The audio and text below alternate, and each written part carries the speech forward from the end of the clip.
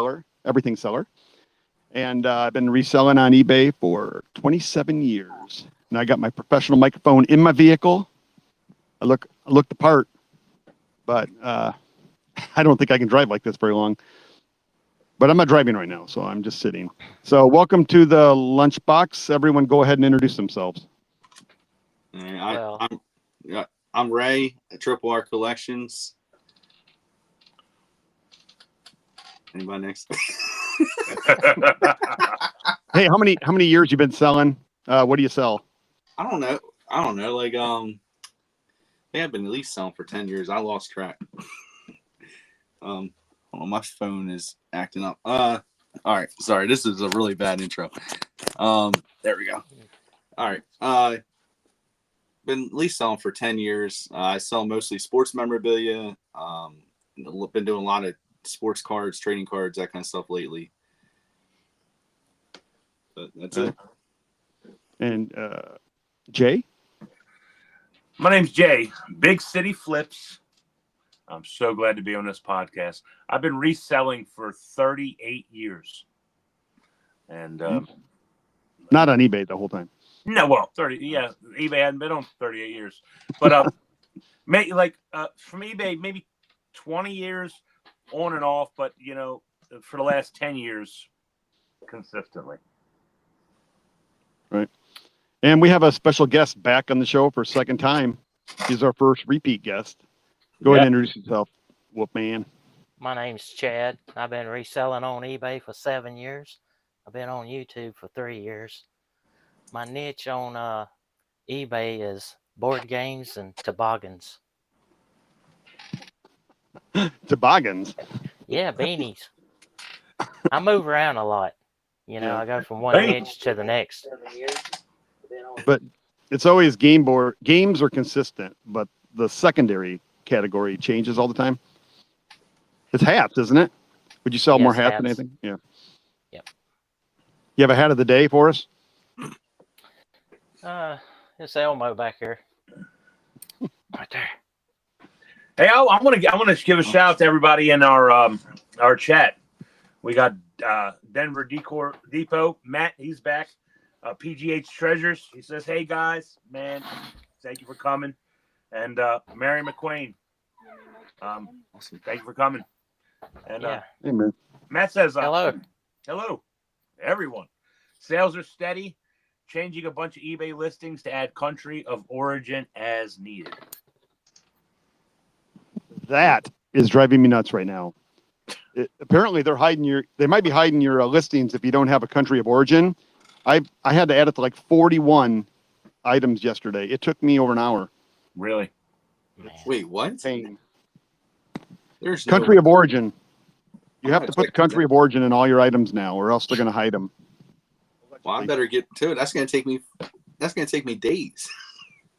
I know. And you can't. I don't think you can do it in your bulk editor either, because I tried. Really? I tried. So you just made it go from days to months. With how many listings I had, there's no way. Yeah. Unless somebody in the chat knows how to bulk edit. I went through the bulk editor and selected like the first 100, thinking I could just, or you know how sometimes like you can check when you're looking at all your listings, active listings, you can check like a box there, like change the price instantly from the drop down. You know what I mean? Mm-hmm. I don't know if you change your prices ever on your PC. I don't think it works on a phone, but yeah, there's no column for country of origin. Yeah, so where do you put it? Well, I think if you change it in the item descriptions, where it was what country the item was built, it automatically fills it in as country of origin down at the bottom. And sometimes it gives you a China, couple all the way. You could put that if you wanted to. Or just put US. Yeah. Just put United States. You're good to go. Thanks so much. Man. Why? Why do I have to do this now? There was a new update. I have way too many listings to be able to have time for this. There's no way. Yeah, no, country of origin. All right, in the United States. It might explain why I didn't have many sales yesterday. They could explain why my sales are really struggling too lately. Yeah, I ain't gonna lie to you. My sales was dead, pretty much dead yesterday. It's weird. That is. Huh. But on the brighter note, we got approved to sell on eBay Live. So we're going to be eBay living some sales pretty soon. Wow. Yeah. That's, we were going to go with Whatnot. You know, well, we had Whatnot. We were doing Whatnot for a while, slowed down because we were so busy. But eBay Live, they wound up calling us up. They're offering 8%, no insertion fees. So everything we sell in there is only 8%. Sent the contract over. You have a contract you got to fill out. You got to go live for 8 to 10 hours every week at least. And you have to sell in certain categories. And they have a handler that kind of runs you down to make sure that you're doing the right things at all times. And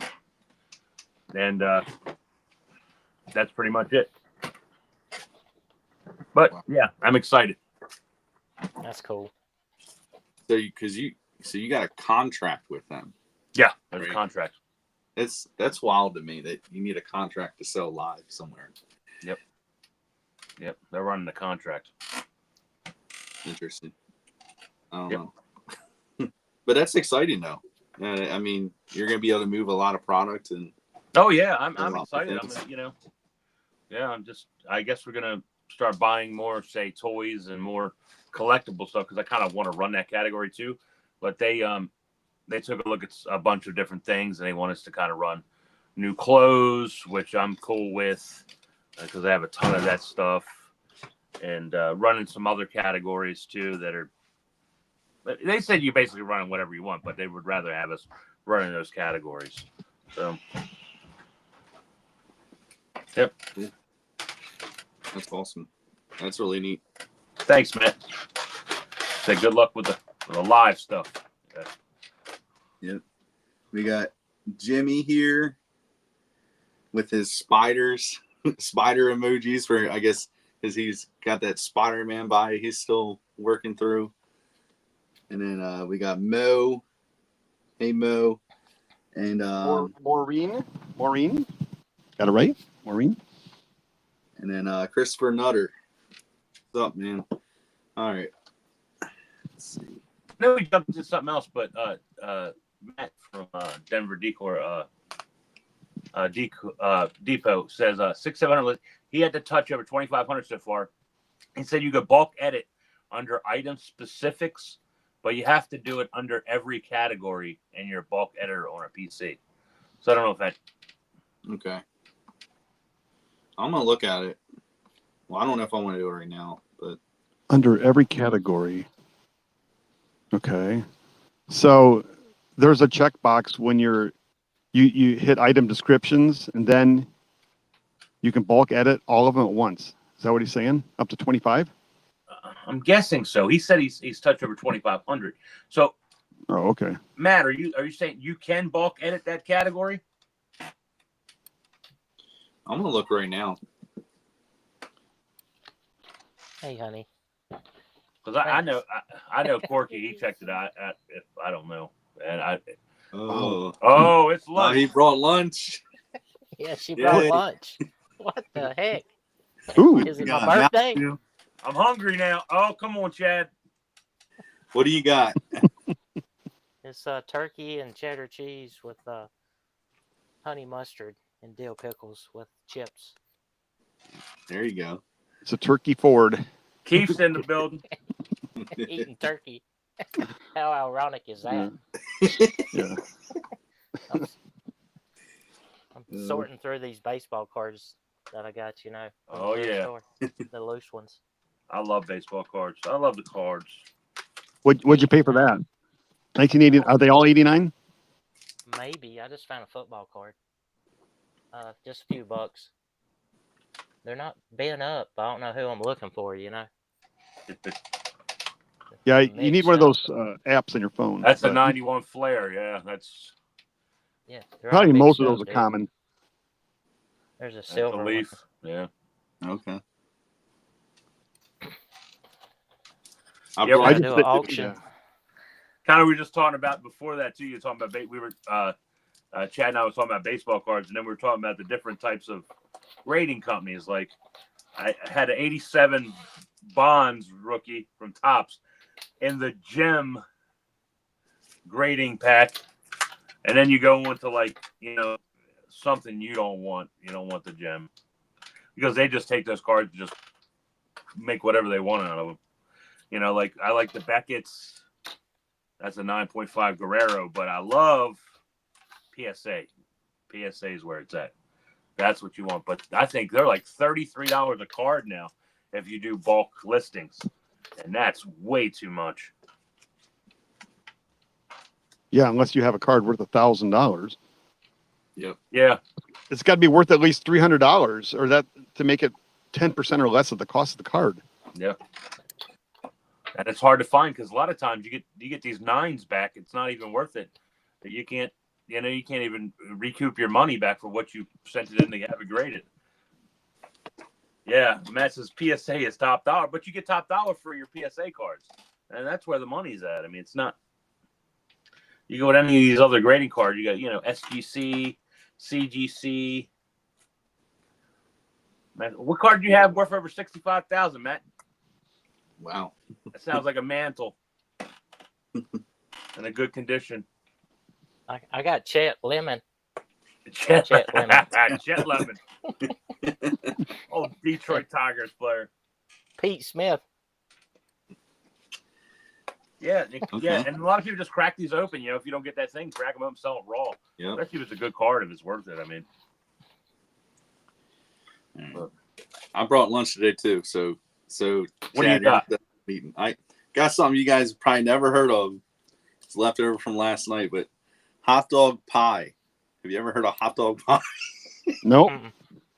I've heard of leftovers from last night. I have those all the time. But it's no. it's something I grew up. My mom would always make growing up, but it's basically just hot dogs, cheese, eggs, milk, Bisquick, and onions. That's it. But it's almost kind of like a quiche, I guess. That's what everybody says when I made it before. But If you like it, that's all that matters. yep. Mm-hmm. But I know it's odd. But it's it's just a Bisquick recipe. It serves its purpose. Yep. It does. Should I be looking for Darryl Strawberry or who should I be looking for? Like Frank, and close to those years that you have going on, you have like Frank Thomas rookie, Ken Griffey Jr. You should be looking for. Yeah. A lot of people mess with the Hall of Famers, Yep. which are Cal Ripken, Tony Gwynn in those years, but yeah, only the bigger cards would be like a Griffey or a Thomas rookie in certain like Leaf.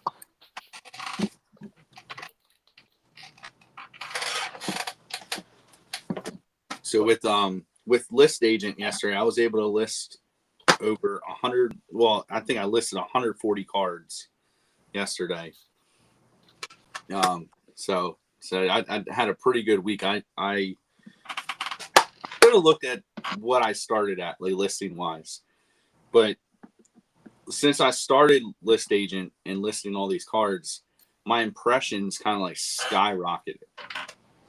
And so I can at least see there's an improvement since the day I started using List Agent, my impressions skyrocketed.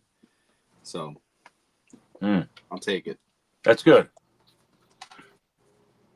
Yeah, I haven't yet used it. I am using it this week, but I need to jump on the bandwagon. I really do, because Some kind of AI, it does help.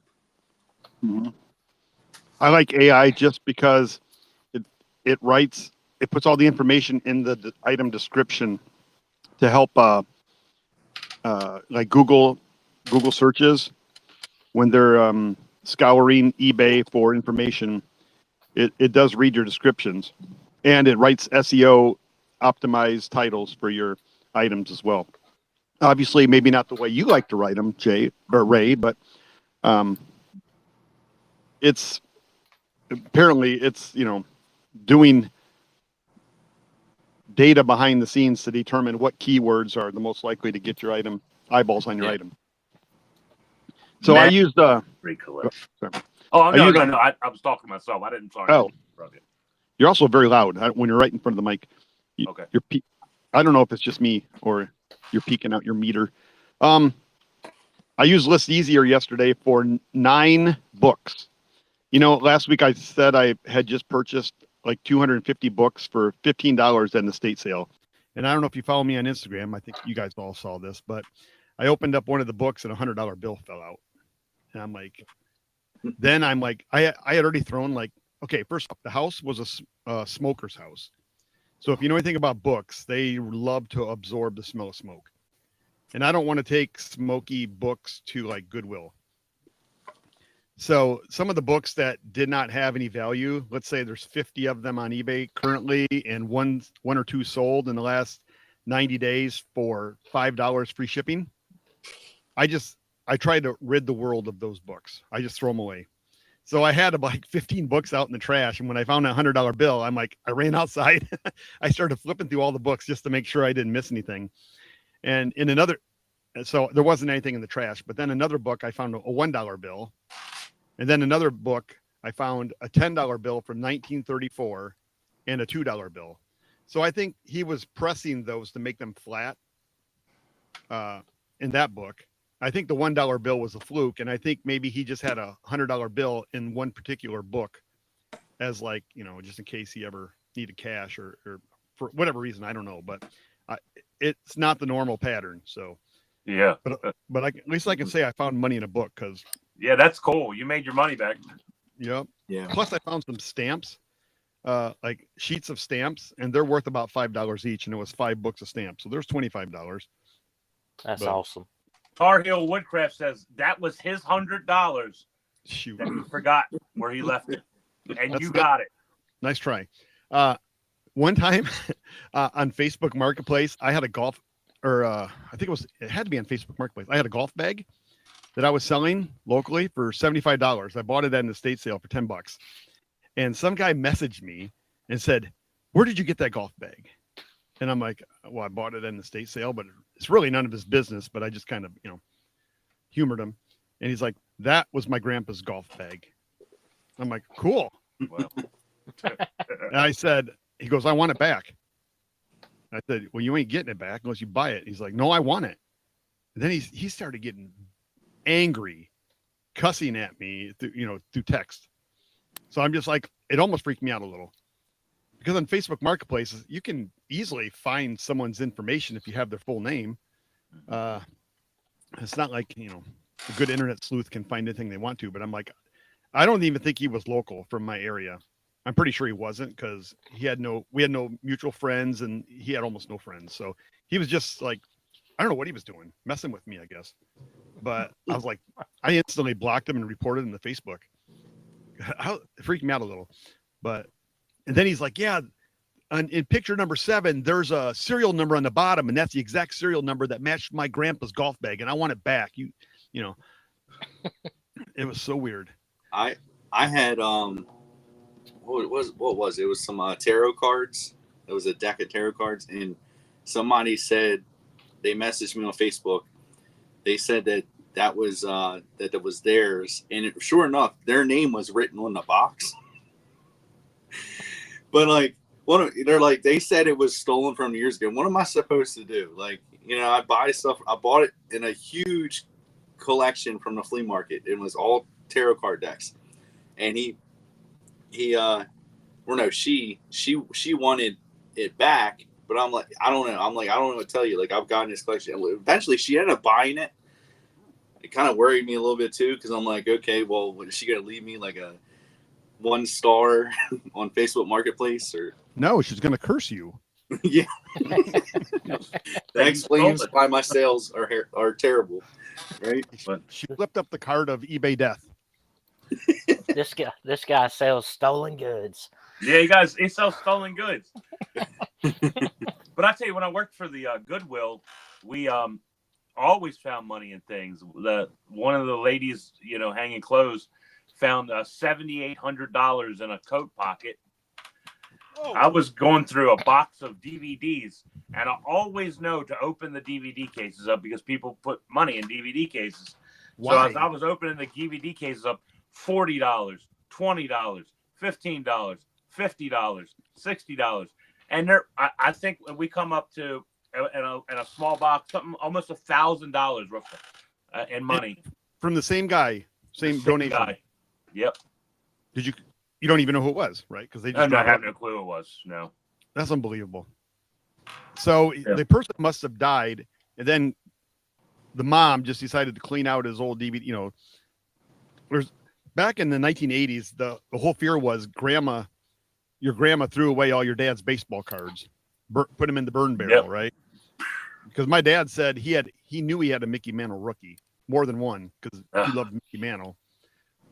My dad went into the military, and when he came back, my grandma had cleaned out the attic and thrown all of his baseball cards away.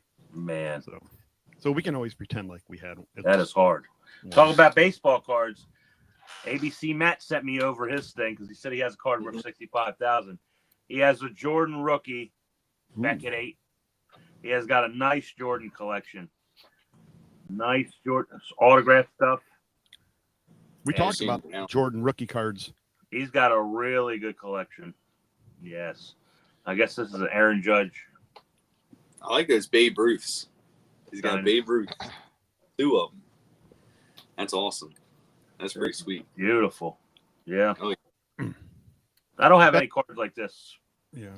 I can't see them, but I have a friend who back in the 80s, I was buying packs of baseball cards for like a nickel or a dime. He was going to shows and buying baseball cards for hundreds of dollars back in the 1980s. And he also collected autographs. So I would go, he was in high school and I was like in middle school, but he lived beside my grandma in a different town. So every time I go stay with my grandma, I go over to his house and just check out all of his baseball cards and stuff. And I held like a Ty Cobb and a Babe Ruth in my hands that he had just bought for $100 each at a show. Now, the same day I did take a picture at his house, and I really wish I had myself holding these 2 cards in my hands, but instead I took a picture. He had over 3,000 autographs that he had collected.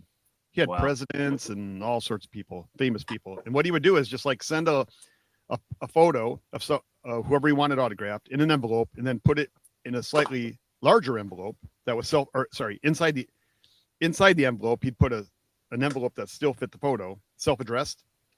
So all the person had to do was sign the photo and then stick it in the other envelope and mail it back to him. A lot of people do that with baseball players. They'll send the cards in, you send them an envelope back, and those people they'll sign it and send it back to you. Mm-hmm. There's people that have thousands of autographs. You just find out where these people live at and then just send it over to them. I used to do that. I used to do the TTM. This is what it's called, TTM, through the mail. I used to send cards or all kinds of stuff that I have. What was it? I've sent magazines. I've sent baseballs. I sent 2 helmets to the time. I think it was the Buffalo Sabres, a goalie for the Buffalo Sabres hockey team.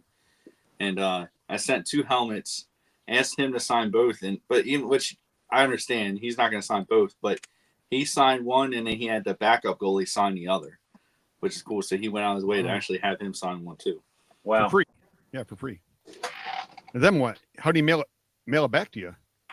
You just have to have return postage inside. Like, oh, they just slap the label on. Yep. Okay. Yeah. So you got to make sure it's definitely like, the weight and everything's accurate. Yeah. Well, my friend had a book that contained like all the addresses for all the sports teams. So I tried it. I sent a couple cards to Terry Bradshaw, and like several weeks later, they showed up in the mail, 2 baseball cards signed by Terry Bradshaw. Nice. I still have them. Oh, Terry Bradshaw. Yeah. Hall of Famer. If I had anything through the mail,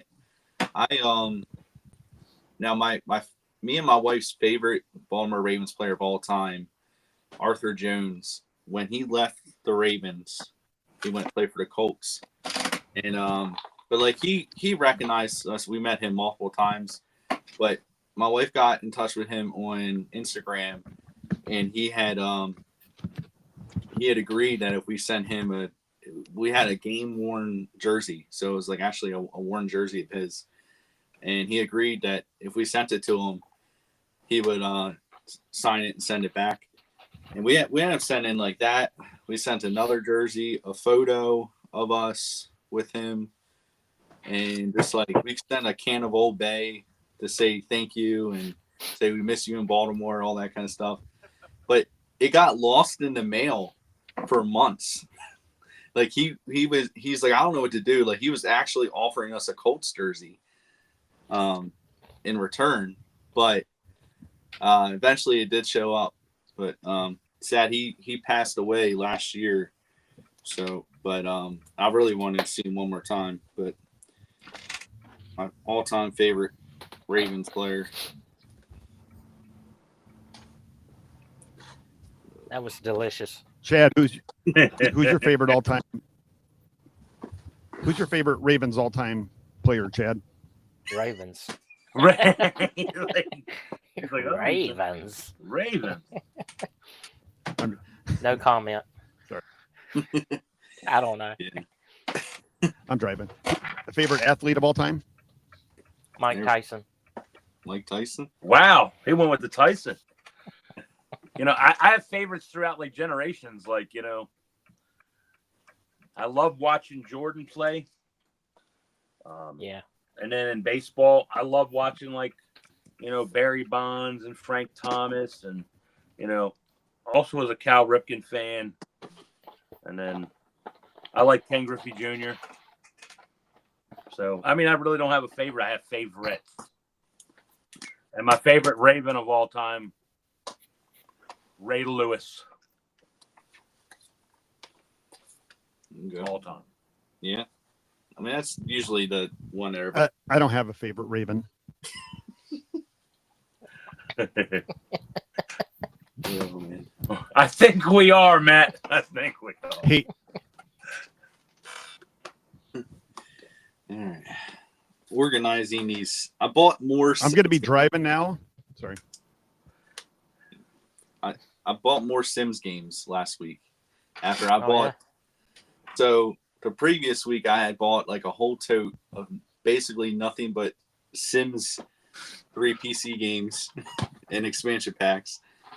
And like I bought that. It was a whole tote filled with Sims games and Glee CDs and DVDs. They sound like fun. And for $10 with the intention to make, you know, that's 3 lots right there. That's what I made, was 3 lots.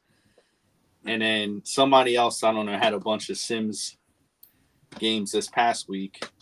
And so I was like, whatever. I think they were like $1 a piece, or by the time I got them all, like they were less than $1. So Yeah. Okay. I had a question. I'm going to be driving now. I might cut in and out. Can you hear me? I Sorry. can hear you. I just want to follow up with the Sims games. What are you talking PC games? You talking yeah. Yep. PS? PC. Well, those aren't worth much. They are allotted Right? together. Like how much did you say? They could be like 150 to 200 depending on how many you have. Wow. Yeah. But individually, they're not worth anything. No. Or not worth No, much. but if you have like, so the thing is, somebody had to buy Sims 3, then they had to buy each and every expansion pack to do all these different things. So that's why it's, they want all the expansion packs. There's many expansion packs to get. What? You got a Sims 3 too? Yeah, I just came through it. Is this Sims Oh, 3? Yeah, I yeah. just came through Oh, but what is yours? Wii? it. It's we, yeah. But that's the thing. Like, I think I had almost every single one in the last lot that I put together. So that's why I think that one was going for so much. It was like 20 of them. I also have 51 Gonzalez 1990 Upper Deck rookies. Put them on my dartboard. Yeah. So. Isn't The Sims the most boring video game ever made? Or like my son plays Minecraft. It's just like Minecraft, kind of, isn't it? Minecraft's a little different. No.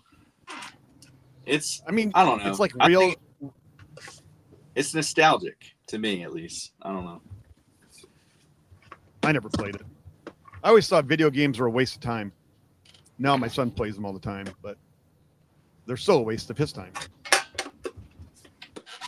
Yeah, I remember playing Duke Nukem on the PC. I played that. The cops were pigs. Those hogs, weren't they? That was early PC gaming, Duke Nukem. Like Windows 3.1, Windows 95. Yeah. Nothing beats Oregon Trail. John Crook. The best.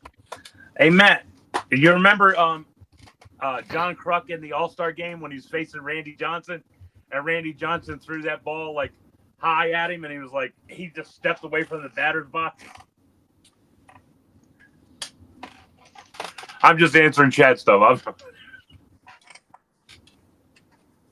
You guys are not with it today. Where's everybody at? I don't know. I'm working. I'm distracted myself.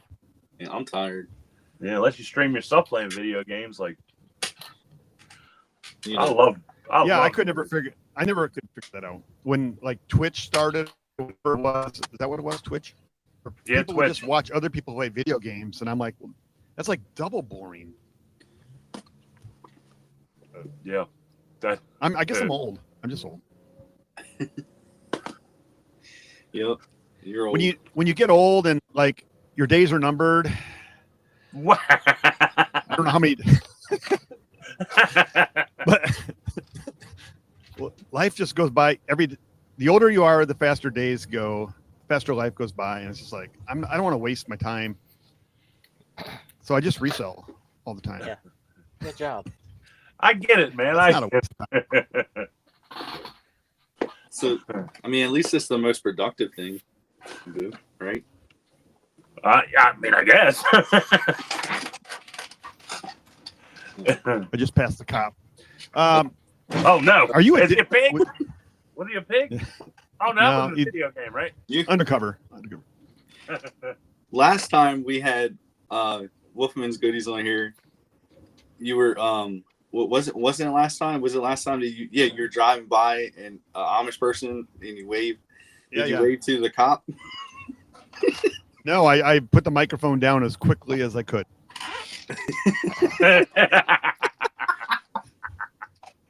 That's why I don't want to wear headphones over the ears, just because it draws attention. Yeah, you're on that show, Lancaster's Got Talent. The Amish Mafia. Yeah, that's funny. Lancaster's Got Talent. I'm gonna quit looking at the cards. I picked out the funny ones. John Moses, Bob Walk, Oh man, there's some good. Terry Powers. Terry Powers. Yes, That's John Walk. Oh man, Terry So, Powers is a gem. Save that. Yeah. Yeah, put him in a thing. Like, look at the funny players we got. I mean, look, yeah, like Bob Walk. Bob. Bob. Walk. Bob Walk. He just stands there. I'm He's confused. just like, yeah. Bob, walk. No, don't walk. Don't walk. We're I'm just sorry. calling your name out. Oh man. Hey, I got a question for you guys. If you could only sell in one category for the rest of your life, what category would that be?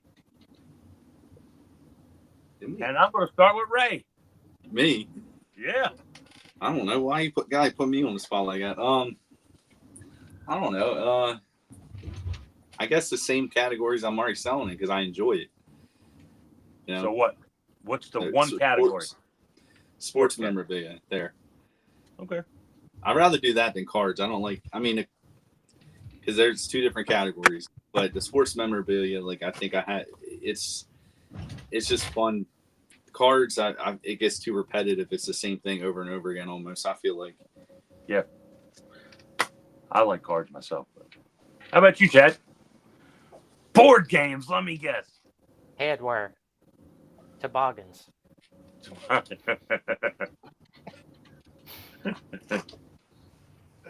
Are we talking like niche down category or Yep, broad niche down category? Well, yeah, I mean, I get maybe broad category, or maybe if it's niche down. Yeah, because broad's kind of broad. I mean, I'm going electronics if I had to pick a category. I don't, but it's very broad because there's like, so much. audio, video, stereos, speakers. Yeah. I don't know. I don't want to. If I was forced to, I don't think I would enjoy it, reselling so much. Yeah. Yeah, you're right. I mean, I would either go video games or baseball cards. I would probably, or sports cards, but I'd probably go. Let's go with video games. I'd do video games. I had to do it. I mean, that was my question. So video games, niche down, all video games. Yeah. What's the most expensive mistake you've ever made in reselling? Well, my shipping of my speakers, my $700, my $800 speakers, they were Sherwin Vega D9s. They were huge speakers. I just shared this already in a previous episode, but it cost me $97 to ship each speaker. And I shipped it, and it took me over an hour and a half to box up the first one. They were like 32 inches by, I would say like 18 by 18. Mm-hmm. And they weighed almost 90 pounds boxed up. And I shipped one day, and then I spent like an hour, a little under an hour, packing up the next one, and then paid to have that shipped out the next day. But when the first speaker arrived at the guy's house, it was damaged. And so he opened up a return. He wanted to return them both. Item not as described. The problem being is the second one hadn't even arrived yet. Yeah. And since it wasn't as described, I had to pay for the shipping there and the shipping back. That is so I'm already out $400 on shipping costs. Yep. And I paid $200 for the speakers originally. I sold them for $800 plus $300 shipping. And then UPS, like a couple weeks later, sent me a notice in the mail that my dimensions were off, and they charged me an extra $100 per speaker on the return delivery. Oh. And I contested that because I had bought it through Pirate Ship, and I won. So otherwise, that would have been $600 in shipping. Yes. $200 for the speakers, and I haven't even. Yeah, now I'm down $800.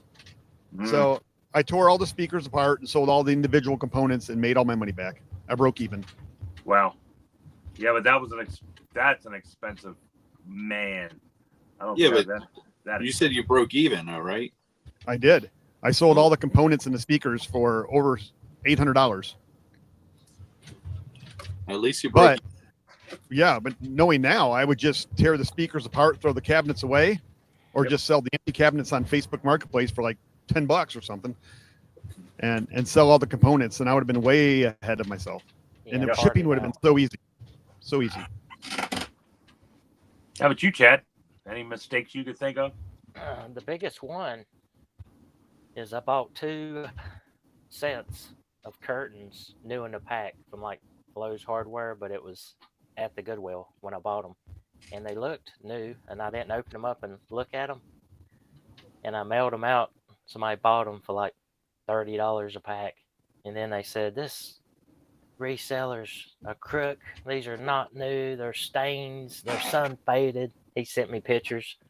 The people, took their old curtains down and neatly folded them up and put them in the package and put them in Goodwill. Yeah, I bought them thinking I found $40.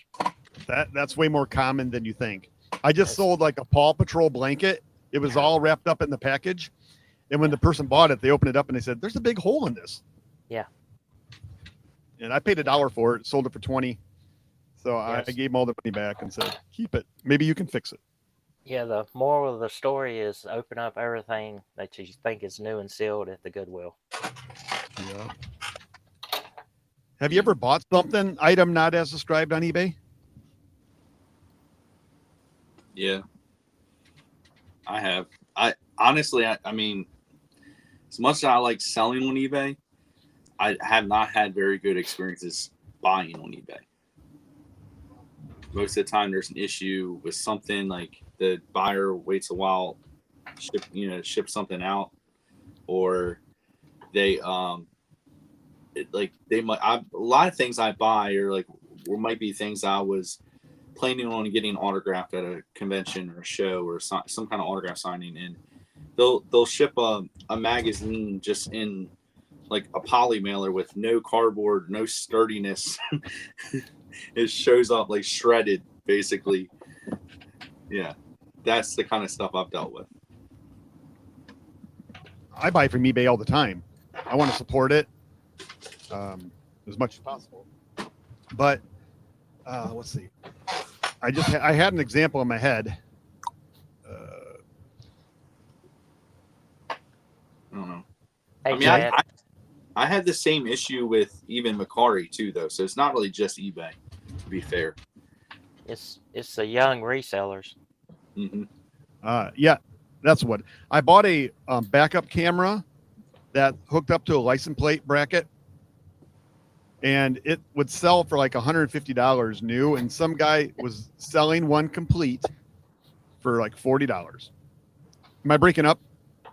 No. Okay. So I'm like, this guy has like 5 feedback and he doesn't know what he's doing. So I bought it, and when I got it, I opened it up and it was busted.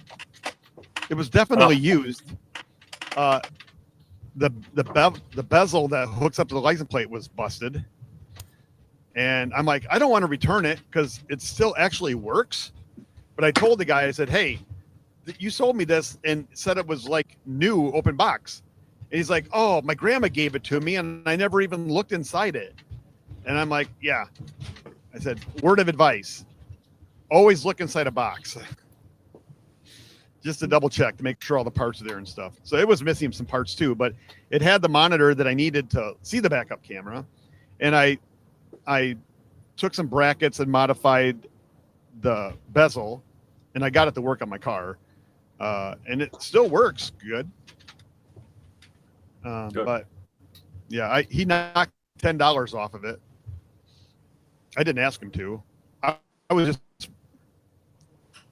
since he was a new seller, I kind of wanted to give him a break and just give him a heads up. You know, I could have been mean and gave him negative feedback and everything, but I didn't. Yeah. I think he just didn't know what he was doing. Yeah. Good. I mean, that's kind of how it goes, though. I mean, my biggest mistake reselling, or not, it wasn't really reselling yet, but my biggest mistake selling, I feel like, was shipping. And it's because I didn't know what I was doing at first. So I sold a big longboard skateboard that was personally mine, and I pretty much basically ended up giving it away by the time I had the mistakes on shipping. You know what I mean? And it was going from Maryland all the way to California. You know, that's not gonna be good for your first item if you don't know what you're doing. So Not at all. Yeah, I think that might have been that had to be one of my early sales, like one of my first ever sales on eBay. Yeah, that's kind of what happened to me. Like, I shipped the board game, and I didn't really understand how shipping went at the time for bigger items because I always stayed with something smaller, and it cost me a little bit of money from here to California. So. Yep. It was a shipping mistake. Are you doing free shipping? No, I did. I don't know. It was like $3.99 shipping or something. It was something stupid. I never weighed anything, and it was just. I learned hard for that mistake because I think shipping wound up being like $16 or something. I don't remember what it was.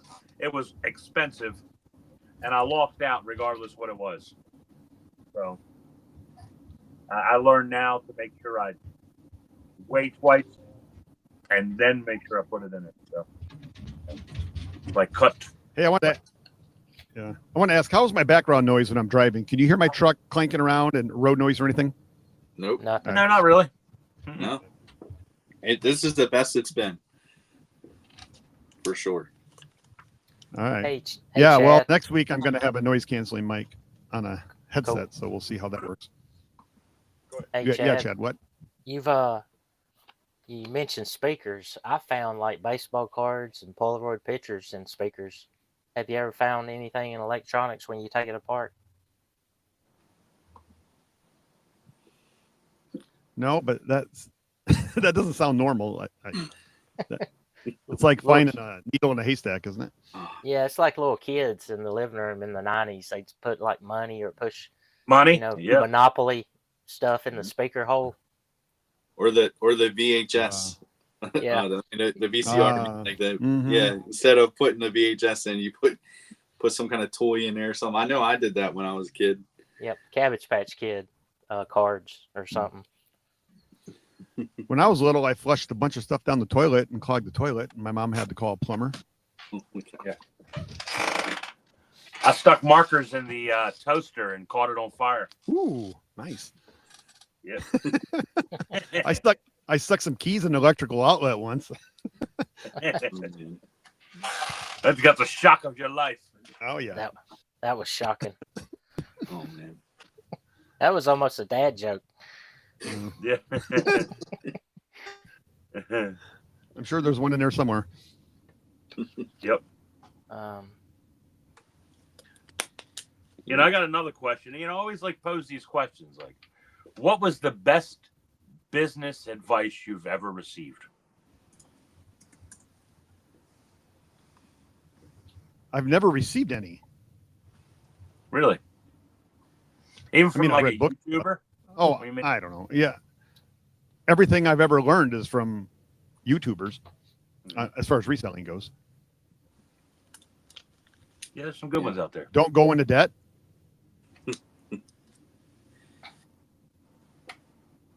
Okay. Let me see. I think That's a good one. Like Yeah, Dave Ramsey stuff. Dave Yep. Ramsey. Don't go into Buy debt. low, sell high. Buy low, so high. so. I think so. I years ago I went to like some kind of like business leadership conference, and it was when I first quit my job and I was going full time reselling. But I wasn't even there for the business leadership stuff.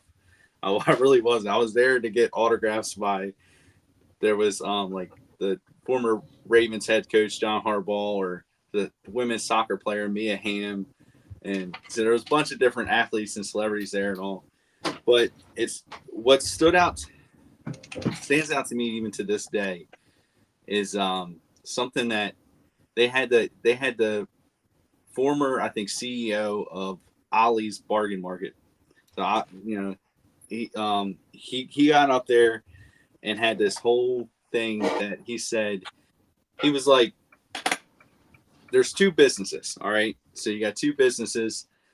You know, you're the owner of one business and you're just standing there like, why? You know, you show up to work to your building and you look cross street to your competitor and this guy, he's like, why is there this long line out there? Like, well, like what's going on? So he goes up thinking they're giving away something.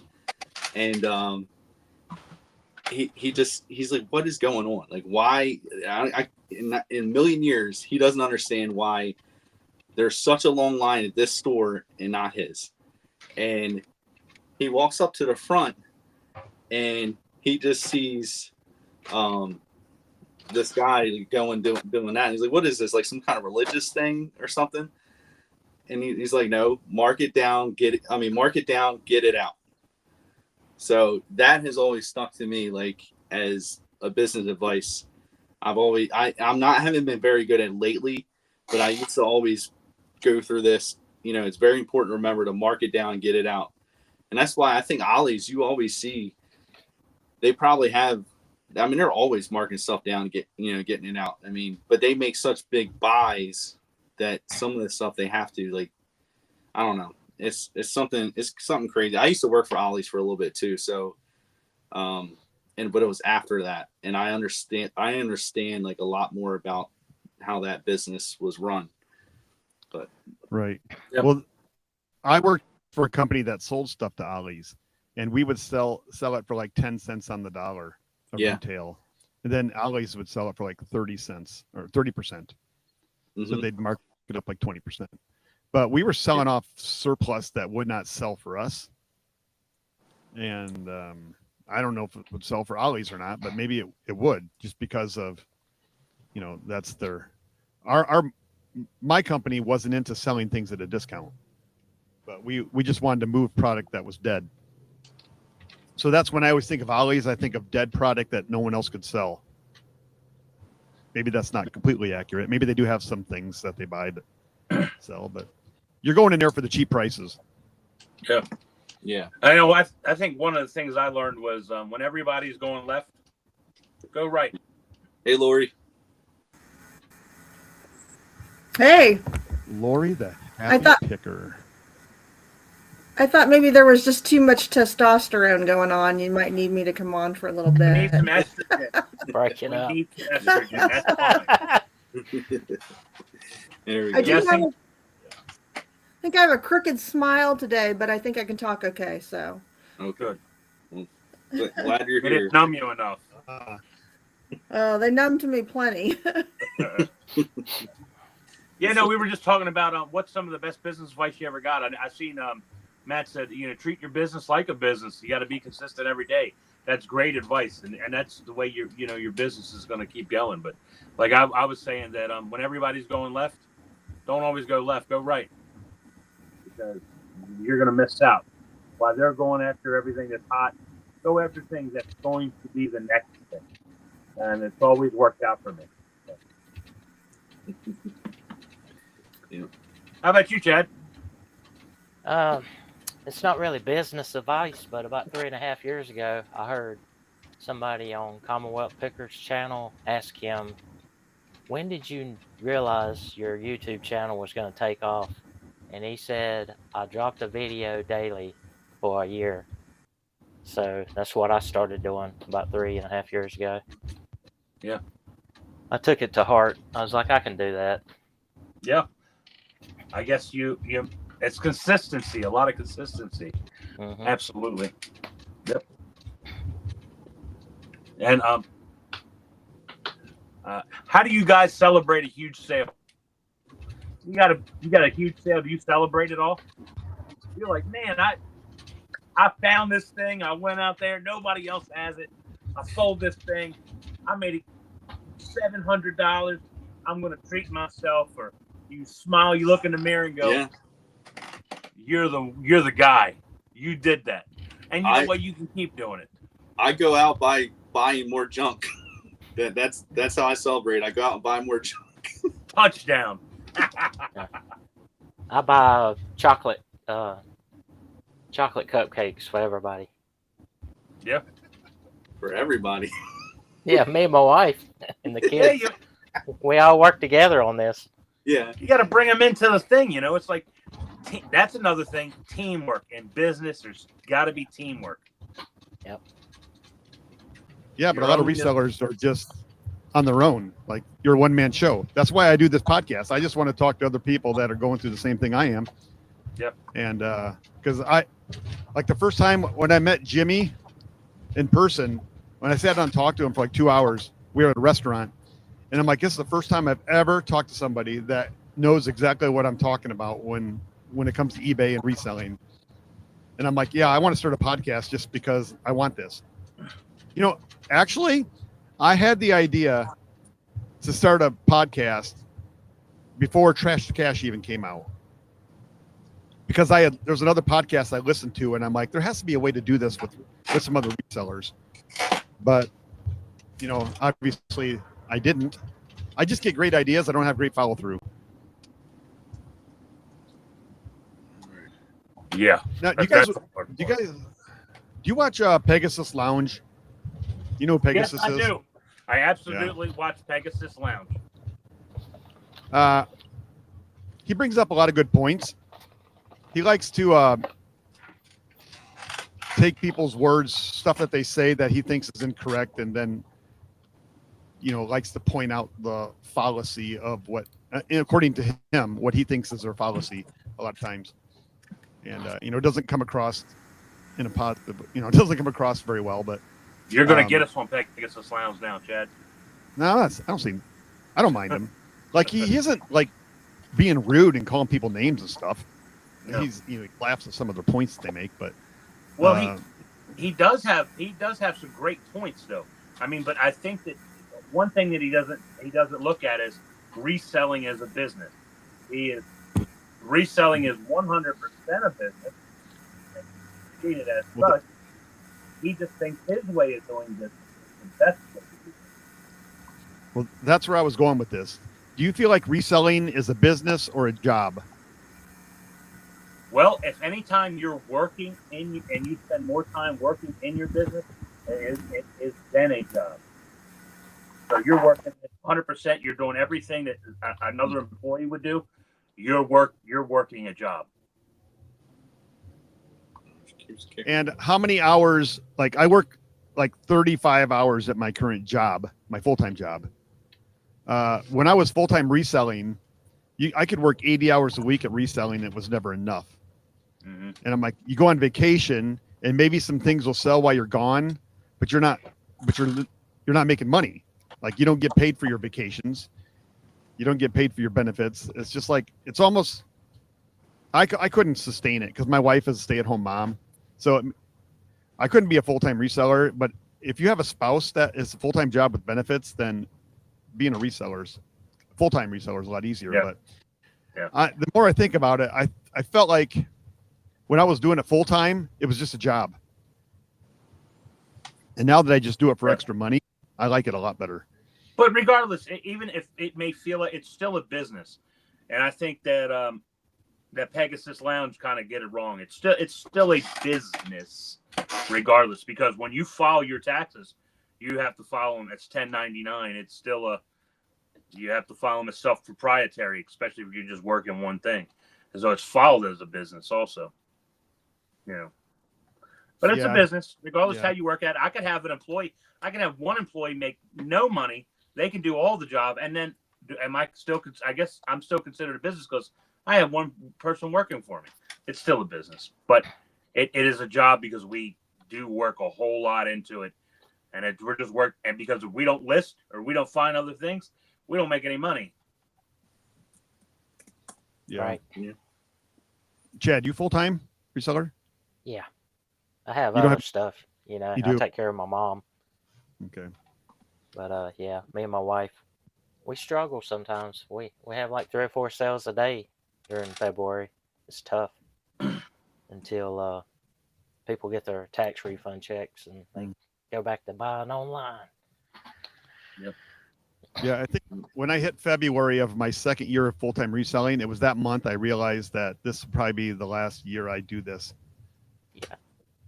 I just can't have a bad month like February every year. Yeah.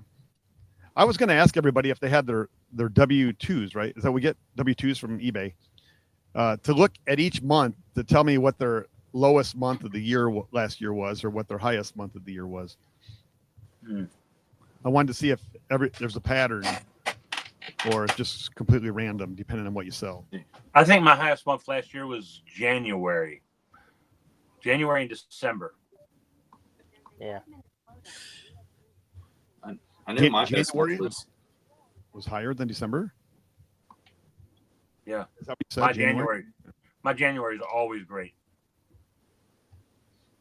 Let's see. My best I don't month have was mine in front of me. December. December? Yeah. But I had a really bad year to begin with. I mean, I was missing half of what I was doing prior to the prior year. So I was missing a lot of money. Yeah. What do you mean you were missing a lot of money? Compared to the prior year, I made 50% more the prior year. So I was down 50%. Doing the same amount of work? Pretty much, yeah. Matt says his lowest was October and his highest was July. Wow. Okay. Yeah, that's a little different that I see. What does he predominantly sell? Yeah, what do you predominantly sell, Matt? Yeah, because July is usually that summer slowdown. I see the summer slowdown just a little bit. I mean, that's right. What I was going to say. Ours is November, December. We get the most money. But when the kids go and get out of school, you know, and everybody goes to the beach, it's like one sale a day. Mm. Makes sense. Because we're everything sellers. You know, I got kitchenware, electronics, shirts, shoes, He everything. sells Pyrex and everything he can carry. Okay. So So Pyrex let's- sells best in Like July. you, Chad, right? You sell everything, right? Yeah, everything. Dude, belt buckles, crazy. doesn't matter. Crayons, vintage pencils, it doesn't matter. Shoe horns. I'm with you. I'm selling everything. I don't, Yeah. you know. It's like Walmart over here. That's what I love. hard. Like, if there's like a family member that has a birthday or something and I need a gift, I just look in my store. I got something that they're into, and I take it down and I wrap it up and say, "Happy birthday." Here's Right. some kitchen knives. Happy You- birthday. Oh, I I like had a that. cousin that whenever it was somebody's birthday, he would keep all the birthday cards that he would get, and then he would just cross off his name and then write the person he's given to their name underneath his. Yeah. And that was always his running joke. But he never Yeah. bought birthday cards.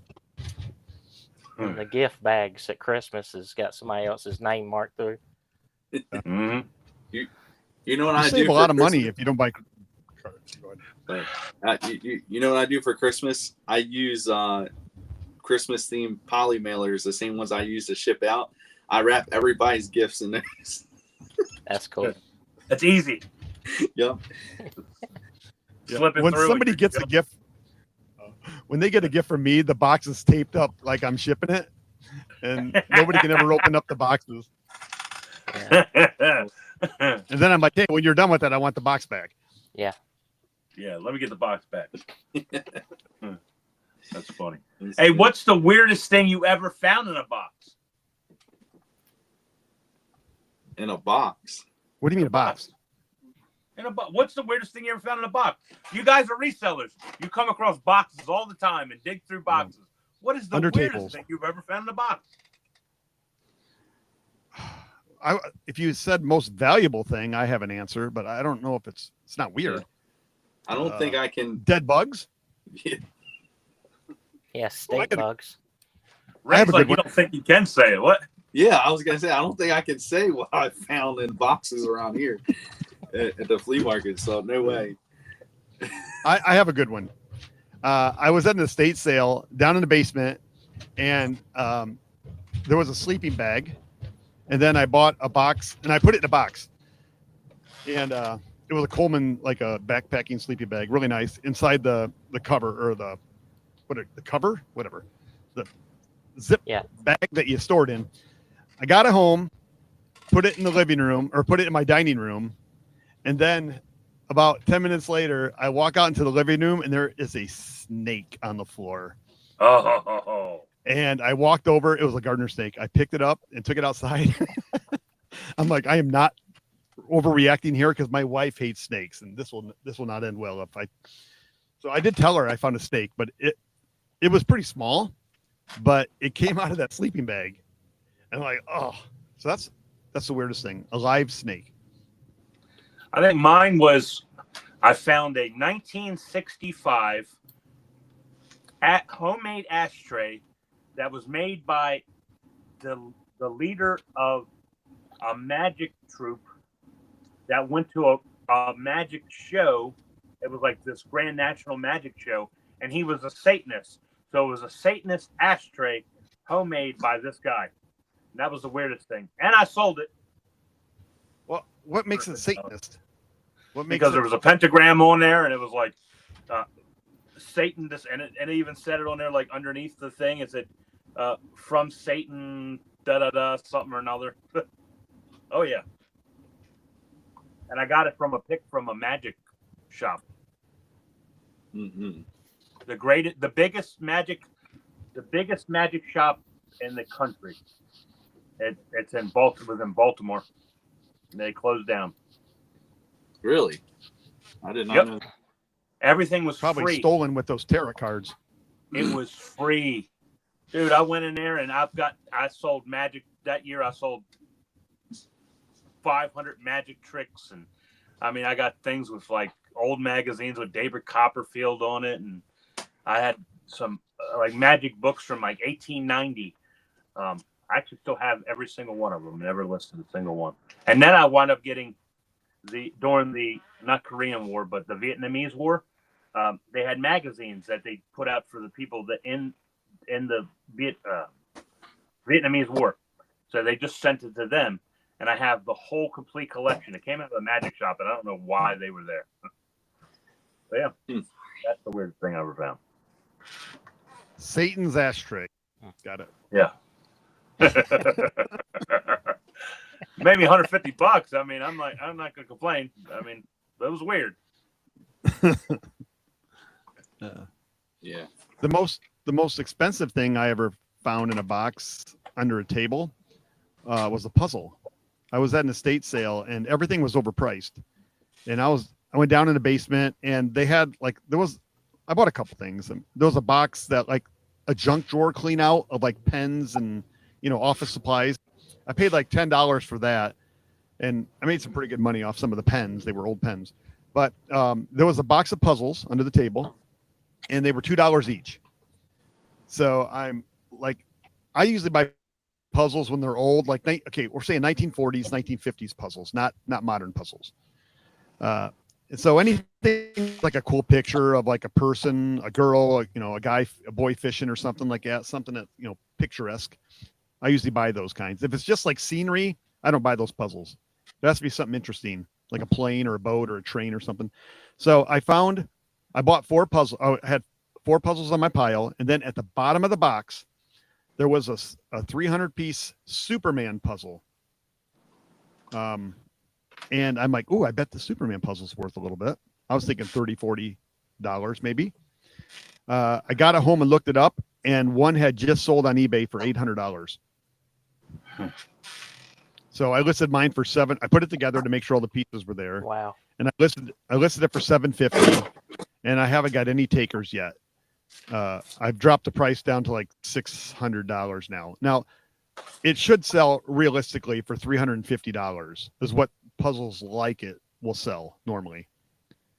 So I'm kind of if an offer of $350 comes in, I'll probably take it. But mine is rare. No one else has this puzzle. There's like a series of like 12 Superman puzzles.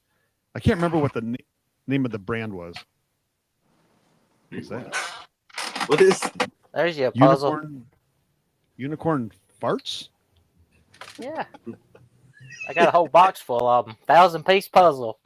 I sent one to Sweden. Or somewhere over there. What did it sell for? Like $15 or $18. It's sealed. Got several of them. There you go. Hey, so where'd Lori go? I don't know what happened. I asked her if she got kicked out or what. I knew every time she was joining, it was there was like some static. So I don't know if her computer was struggling or what. But I don't know. Hopefully she joins back in. Yeah, it showed reconnecting, but I didn't know if it was my connection, my mobile connection, or her. I didn't. Then she dropped out. I just had this puzzle. It's Michael Goddard. That's Michael cool. Goddard artist. This one's called NASBAR, but he does all these like Vegas style like themed art pieces. But I picked this up for like a few bucks over the weekend, and there hasn't been one listed in a while, but I think at least like between like $50-$60. Yeah, me too. So it's pretty neat. Yeah, puzzles were really hot back during the pandemic, and they've cooled off a lot. But there's still some pretty good puzzles out there. I used to take my time and look them up whenever I come across stuff that doesn't look modern or cheap. I agree. I mean, if it's like, I guess if it's relative to like a popular category or something like that. Like, I mean, with this one, with it being a particular artist, And if they don't have a lot of stuff out there, I think that's probably what it is. I mean, I couldn't even find that many of his, I feel like, puzzle wise, but I know his art prints or just any of the prints and stuff like crazy money. He actually had, when I used to go to Myrtle Beach every year for vacation when I was in high school, and he used to have an art gallery in Myrtle Beach. I used to go actually every time I was there. Yeah, that's cool. If you found a bunch of sealed puzzles that was like modern Stranger Things, you can make a killing on that. Trending There's a stuff. Stranger Things puzzle. I'm just making that up. Pop culture. Let me see. I did get a Grateful Dead VHS concert, but it's only worth $6 plus shipping. That's good money. $6. Yeah. Takes 3 photographs. Takes 5 minutes. Takes, Yeah. I don't know, a about couple how much- minutes to list. That's about how much I make an hour over here. I got a baseball. I got a baseball card here. It's Jerry Reed, but it's not the singer, is it? The Bandit's best friend. No. And then here's Charlie O'Brien. Oh, Charlie man. O'Brien. I did find Charlie one. O'Brien. He's Irish. One rookie card. Y'all look at it. I don't know. Oh no. No. No. You might as well chuck that. Put in some bicycle spokes. That's why it's in here. Put that in your speaker. Somebody's already been through this. Yeah, I'll put it in the speaker. To the living room. Stick it in the VCR. That's funny. Oh man. I don't know if I. Yep. Let me think. Send Lori a message. Ask her if she's given up or. Yeah, that was. She actually had something in the chat. I missed it. She said. She doesn't know what's going on. I guess I'll watch from the sidelines today. But I can leave if I let's need give to. another try. Yeah, you think if we it's like a lifeboat and it can only support so many people, so we kick out Chad and. Yeah. So No, we're not from- kicking Yeah, out. I can. Hey, baby, Yeah, now. I had something on my schedule, but I pushed it out. I mean, I can leave. Oh, now and you. she can bounce in. Yeah. Cat's trying to run. He's like, I'm bored now. Let me get out of here. No, I'm not bored. I've just had enough laughs. Oh man, It's raining. is rain in there? No, we see your comments, Happy Picker. I've just been, everybody's been talking, and I haven't been interrupted. Try not to interrupt people today. So I'm a little, and I try to calm down. That's all. I'm sorry. She's a cast member. She takes priority. Is this like a vacation day? She still gets paid. But Yeah, she's not in the show. Well, she's getting more percentage than everybody here. Cool. Did you Did you buy anything this week?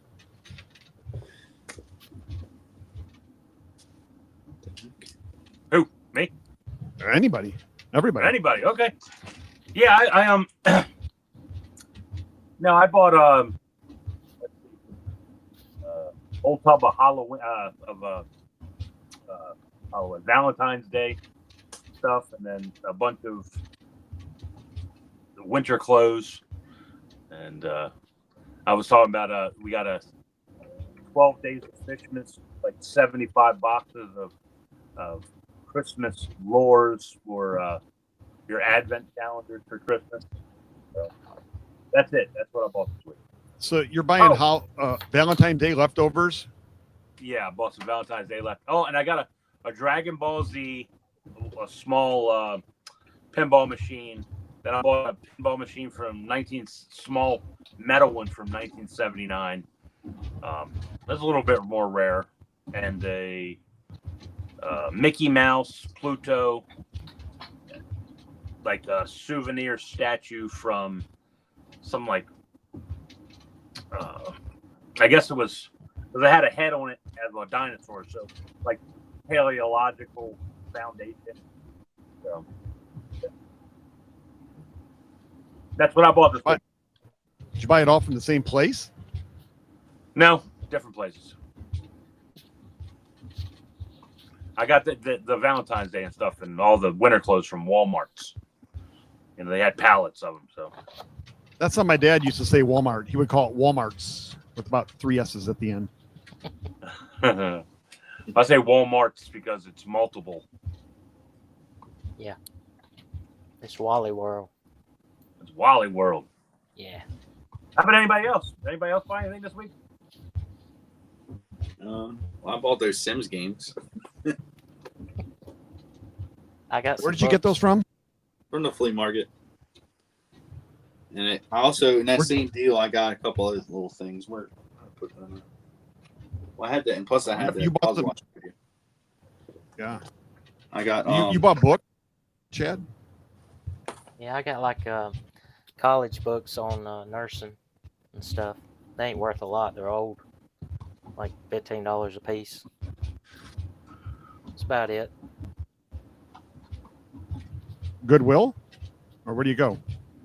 Pop and Mom thrift store, Chad's thrift store. In I would think Dobson. that nursing books would become obsolete pretty quick as things change. Technology changes, procedures change. It's kind of similar to like the 1990s pill books about medicine. You know, they're about 4 inches thick. You can get 12, 15 bucks for them sometimes. I think it's older people wanting to keep them and look at them in case the internet goes down.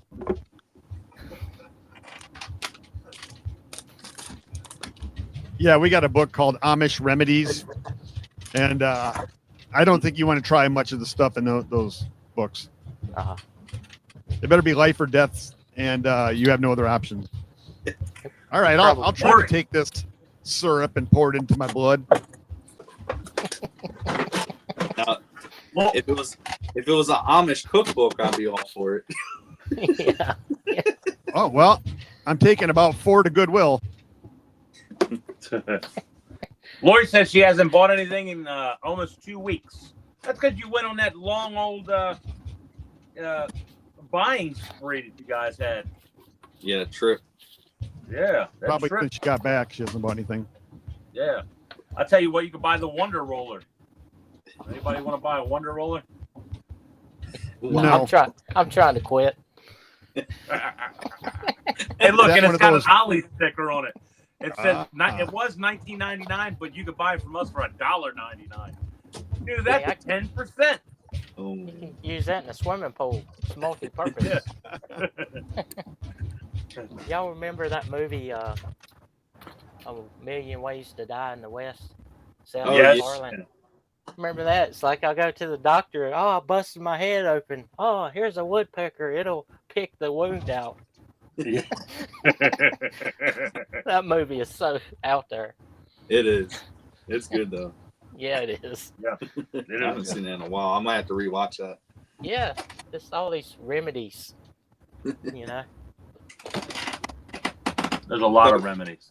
Like 3 weeks ago, I bought a bunch of these hockey card packs, or whatever, probably about 3 weeks ago. That's So I cool. bought a bunch of them, and then I opened one the other day. I pulled this card. It's numbered out of 25 of Rasmus Dalen, I think. But I am listening because there's only one other one, and there's only one other one listed. And I think they had theirs for around 100, so that's what I'm going with. Good job. Yep.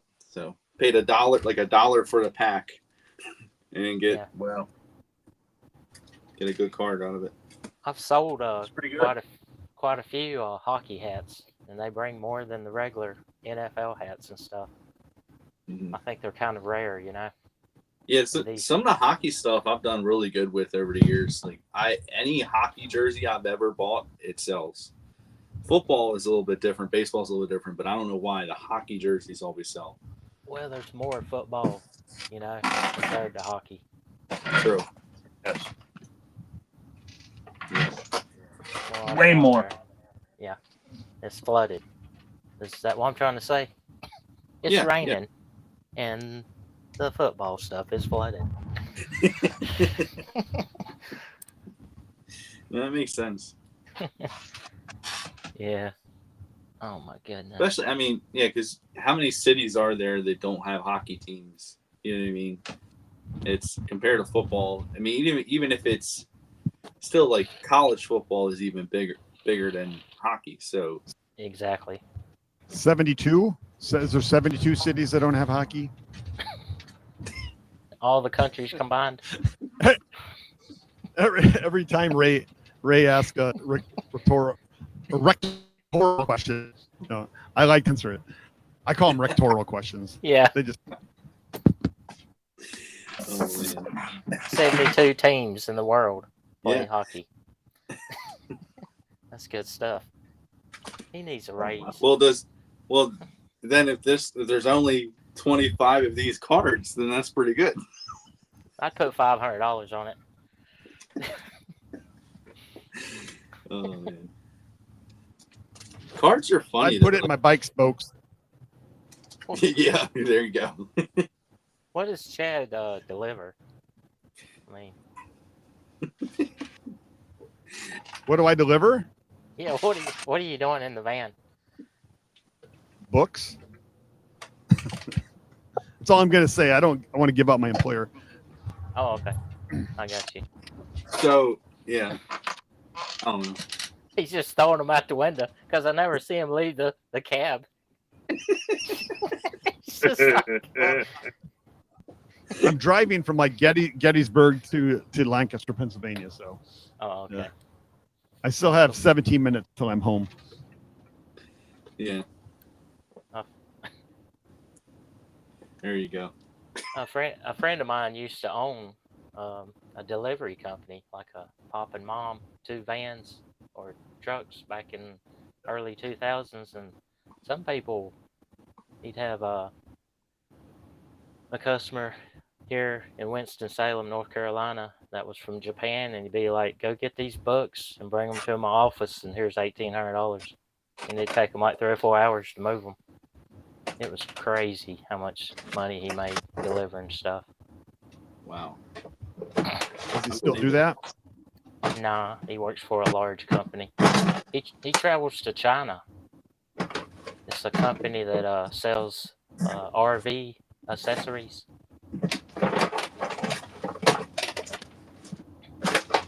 You guys ever went camping in an RV? No, I haven't. What were you doing, Jay? Who, me? Yeah. What do you mean? I don't know. I was hearing a bunch of noise. No. Oh, I was digging through some of my bins stuff. I got, okay. a Grand Theft Auto PS1 game. All right. Stuff I got a list. Loads of cards in slabs. This is stuff that I had sitting around for years. I've never even touched it. So I'm like, Yeah. when I look at it again, it's like, surprise.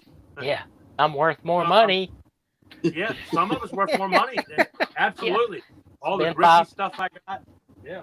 Yeah, it's been How 5 much- years. How We were much talking of it about went down magic. in value? Huh? How much do you think went down in value? No, none of them. I mean, there's some cards that did, but some of the stuff went up. But like you're talking about the magic shop, I just come across some of the magic stuff I pulled, like like magic letters, magic like magazines. I just listed a magic trick. I haven't taken a picture of it yet, but there's only one online. Goes for $70. So yeah, this stuff's pretty good. That's cool. Yeah. And just stuff I just, haven't listed yet.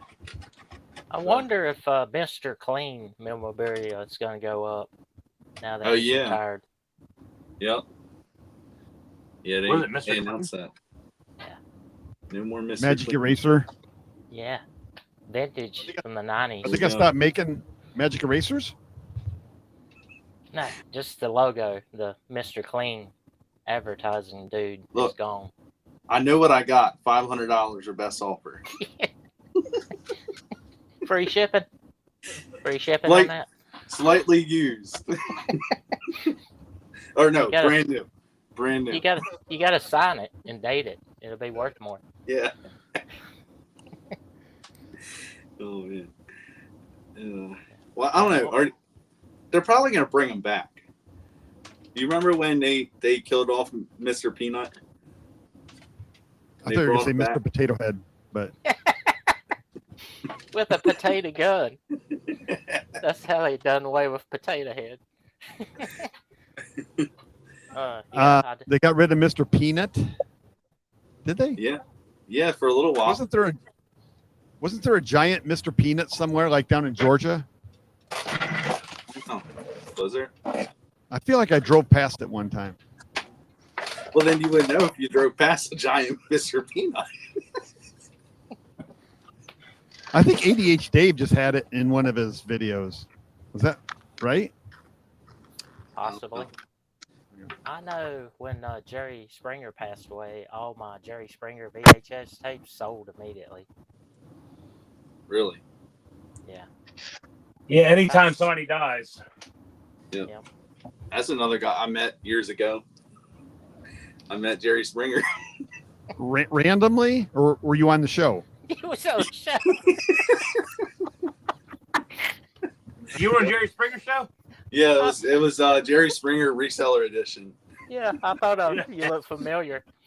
That's what we need to do. We need to next week. We need to do Gary, not Jerry Springer, but we'll do Ray Rosen Reseller Edition. You know, it's hardcore like reselling. Sit down like a couch. Let me ask you some questions. That's something nobody else does. When they go left, you go right. Yeah. Yeah. Well, we need to bring on Pegasus Lounge. Oh man. Yeah, And, Pegasus Lounge. And who's the opposite? I don't know. Let's see. Whoever he picks on all the time. Oh, he's. Let's see. Who's he? Tekken Sports. Tekken Sports. Yeah, Tekken Sports and Pegasus Lounge. And Ray can be the moderator. Yeah. No, I'll be more like I'm gonna be like more like Mari. You are not the father. Yeah. Old school says. Jimmy says, "Oh, were you the father? So were you the father, Ray?" Yeah. You do not own those stolen goods. Yeah. You cannot resell those stolen goods. Oh man. Those tarots were not yours.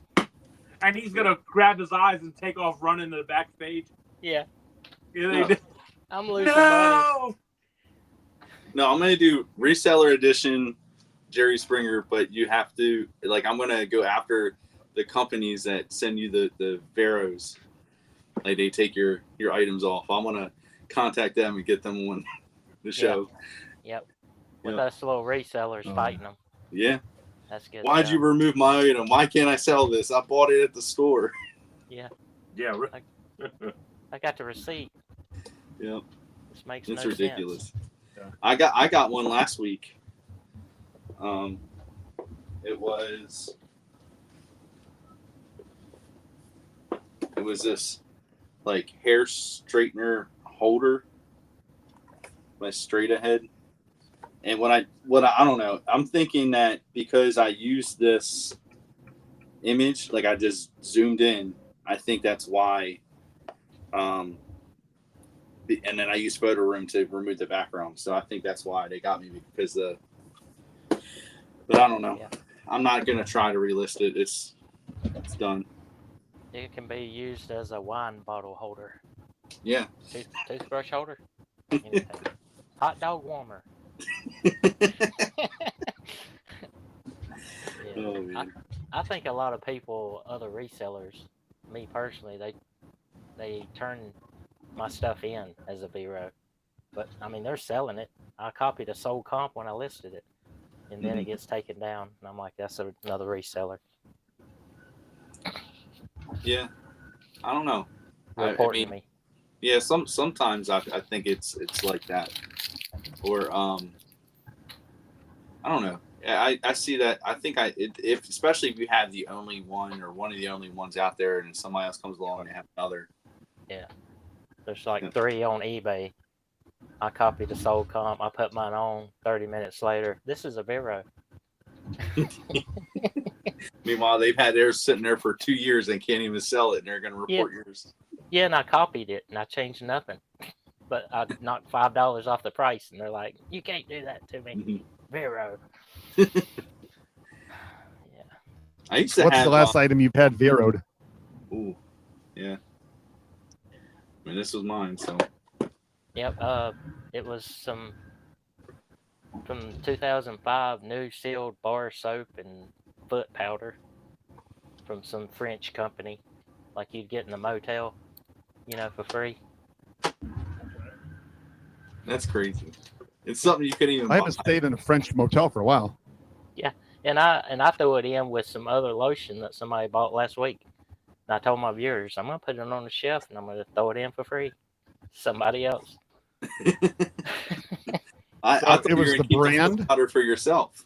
Yeah, it was the brand. It was sealed and all, and there was sold comps of it. Wow. Pepe Le Pew or something. Have you ever had a company ask you to take down an item?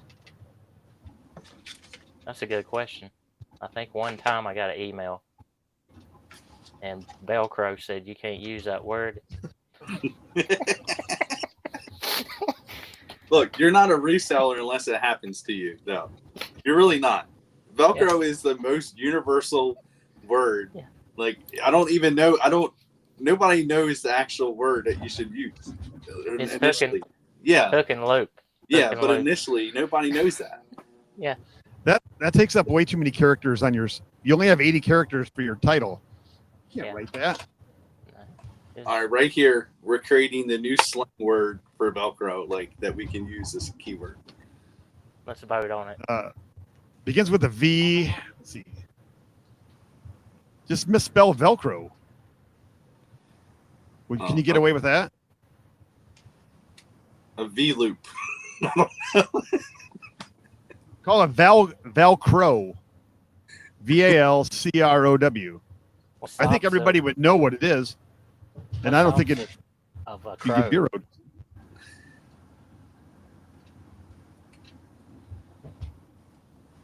A white chicken or a dove? Bell dove.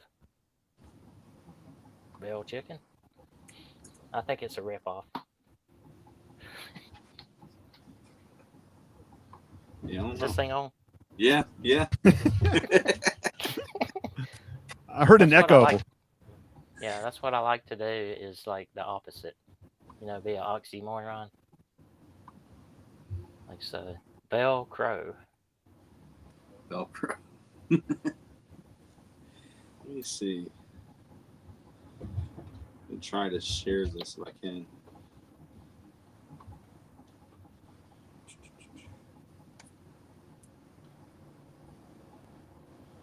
All right. Let's see. I'm going to share this. Let me see if I can figure it out again. Share screen. Let me put that on here.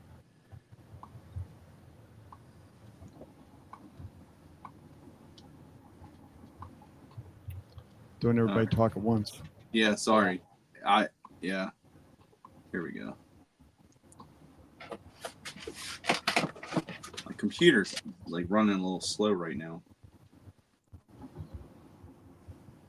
Speaking of computers and running, there's a guy that I follow on, I don't really follow him, sorry, but he keeps coming up on my feeds on, I think, Facebook, that he walks on a treadmill while he's putting together Lego sets.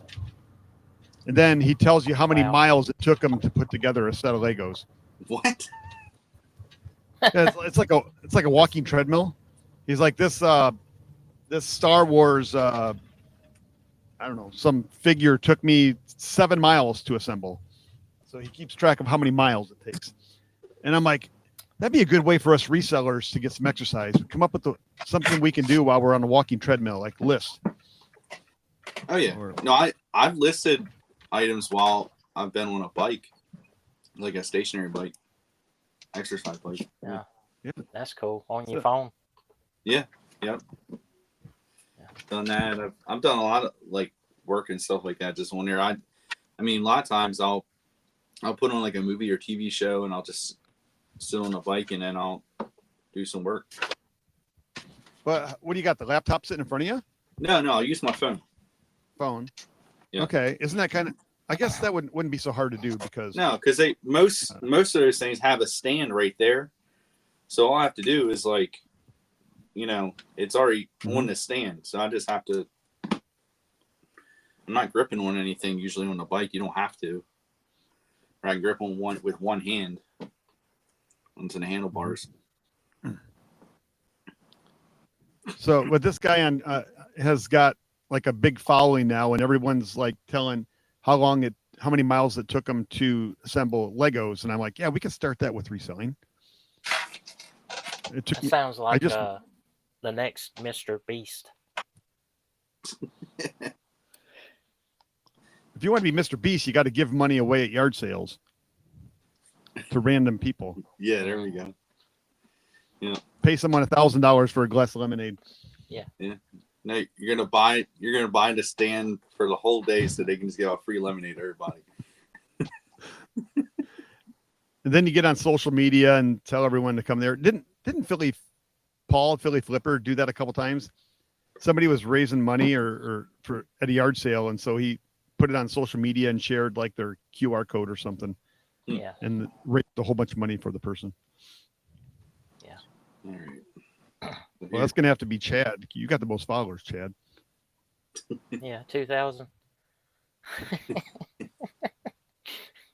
All right. Yeah, well, Here we next go. time you go to yard sale. Ooh. There's me and my wife with Jerry Springer. Wow. He's so young looking. Yep. Proof I met him. Good job. I like listening to Weird Al's version of Jerry Springer. I think it's like the Red Hot Chili Peppers song. Yeah. I don't even know the lyrics to the real song. I just know Weird Al's version of it. That's me. I don't know the real stuff. I know the fake stuff. Yeah. Like, I mean, you probably know the Amish Paradise one, right? Pretty well. Oh, my son listens to that all the time. My 5-year-old. You ride around like blasting that music. Yeah. oh my We do goodness. white and nerdy. Yep. Yeah. I'm a big Weird Al fan. I saw him in concert a few years ago. Okay. That's awesome. You probably freaked out when he played the eBay song. No. Well, I wasn't. It didn't. That was before I was like a reseller. You know what I mean? I was selling on eBay, but not like for income, secondary income or anything. Yeah. That makes sense. Yeah. He's My favorite got some fun songs. Weird Al song is probably Biggest Ball of Twine in Minnesota. It's not a parody song. It's just about him going on family vacation. And I think so. Every time we go on a family vacation, I like to play that song as like the first song when we're leaving our house. My son, my 14-year-old, doesn't like it at all. But Yeah. I We think it's got fun. we got to stop and see the world's largest frying pan. Keith, I just seen in the chat, Keith Vintage Sport Flip said, "Who's that pennant up there?" So this one right here, that's it's Ghostbusters. It's got Slimer on there. It says, "Bustin' makes me feel good." Is that original? No, it's not. I bought it at like a convention probably a few years back. Okay. But yeah, the company that made them, they had all these really cool like movie type pennants. So I got one of like from the Goofy movie, but it's the Powerline concert, I think. And then there was another one I think that had Kermit the Frog on it. So, yep. Yeah. Non-sports pennants. I guess I didn't realize there's a lot of non-sports pennants out there. I don't think there usually is. Like that's why I was so intrigued by them, because I'd never seen a non-sports pennant. It's always sports. So when I seen them at the convention, I knew. And plus they were running a deal. Like if you bought like 3 of them, you got like like buy 2 get 1 free or something like that. I got one of them vintage bullhorns. It's blue, kind of cardboard. Got brass on it and a handle. But I guess a high school game or something. You know what I'm talking about? What is it? You take it to the game and it's a bullhorn, but you know it's just a funnel shaped looking thing with a handle and it'll have a logo on it. Okay. But Yeah, it's yeah. from the Like- it's from the 90s. Not a megaphone. No, it's just cylinder cardboard. Kind of rare. You know, 70s and 70s, 80s. It's cool. Yeah, it's somewhere over in the basement. I forgot all about that. Salvation Army. Find some weird stuff. There's only like one Salvation Army near me, and it's still like kind of far away. I think it's only one, but it might be like 40 minutes away or something like that. And I don't know. I just never ended up making it. I went out there once and I bought a bunch of wrestling tees out, but they were huge. They were like every single one. It was like a 5X. And I think there was a couple 6Xs in there, but I bought every single one they had because I'm like, it doesn't even matter. They don't even sell 5 or 6X of these in stores anywhere. Yeah. Yet alone, most of these wrestling tees aren't even in stores. You can make some bed sheets out of it. Oh man. Yep. Yeah, you can make a quilt. Mm-hmm. Yeah. It'd be one big quilt. I had 20. I think I bought like 20 of the shirts. So. Well, at that size, I might have bought them. I don't like buying clothing, but yeah, that has to be kind of hard to find. Mm-hmm. If you're a 5X person, you don't have a lot of options. That's one thing I realized when I used to work at Dick's Sporting Goods. Even like any of the sports team stuff, most of the time we get like maybe 1 or 2Xs even sometimes. That's it. And so most of the stuff is going to be XL, and I just know like anything like 2X and up, if it's something that's like pop culture, and it's cheap enough, I usually buy it. Yeah. Yeah, you could turn them into, truck seat covers. Anything.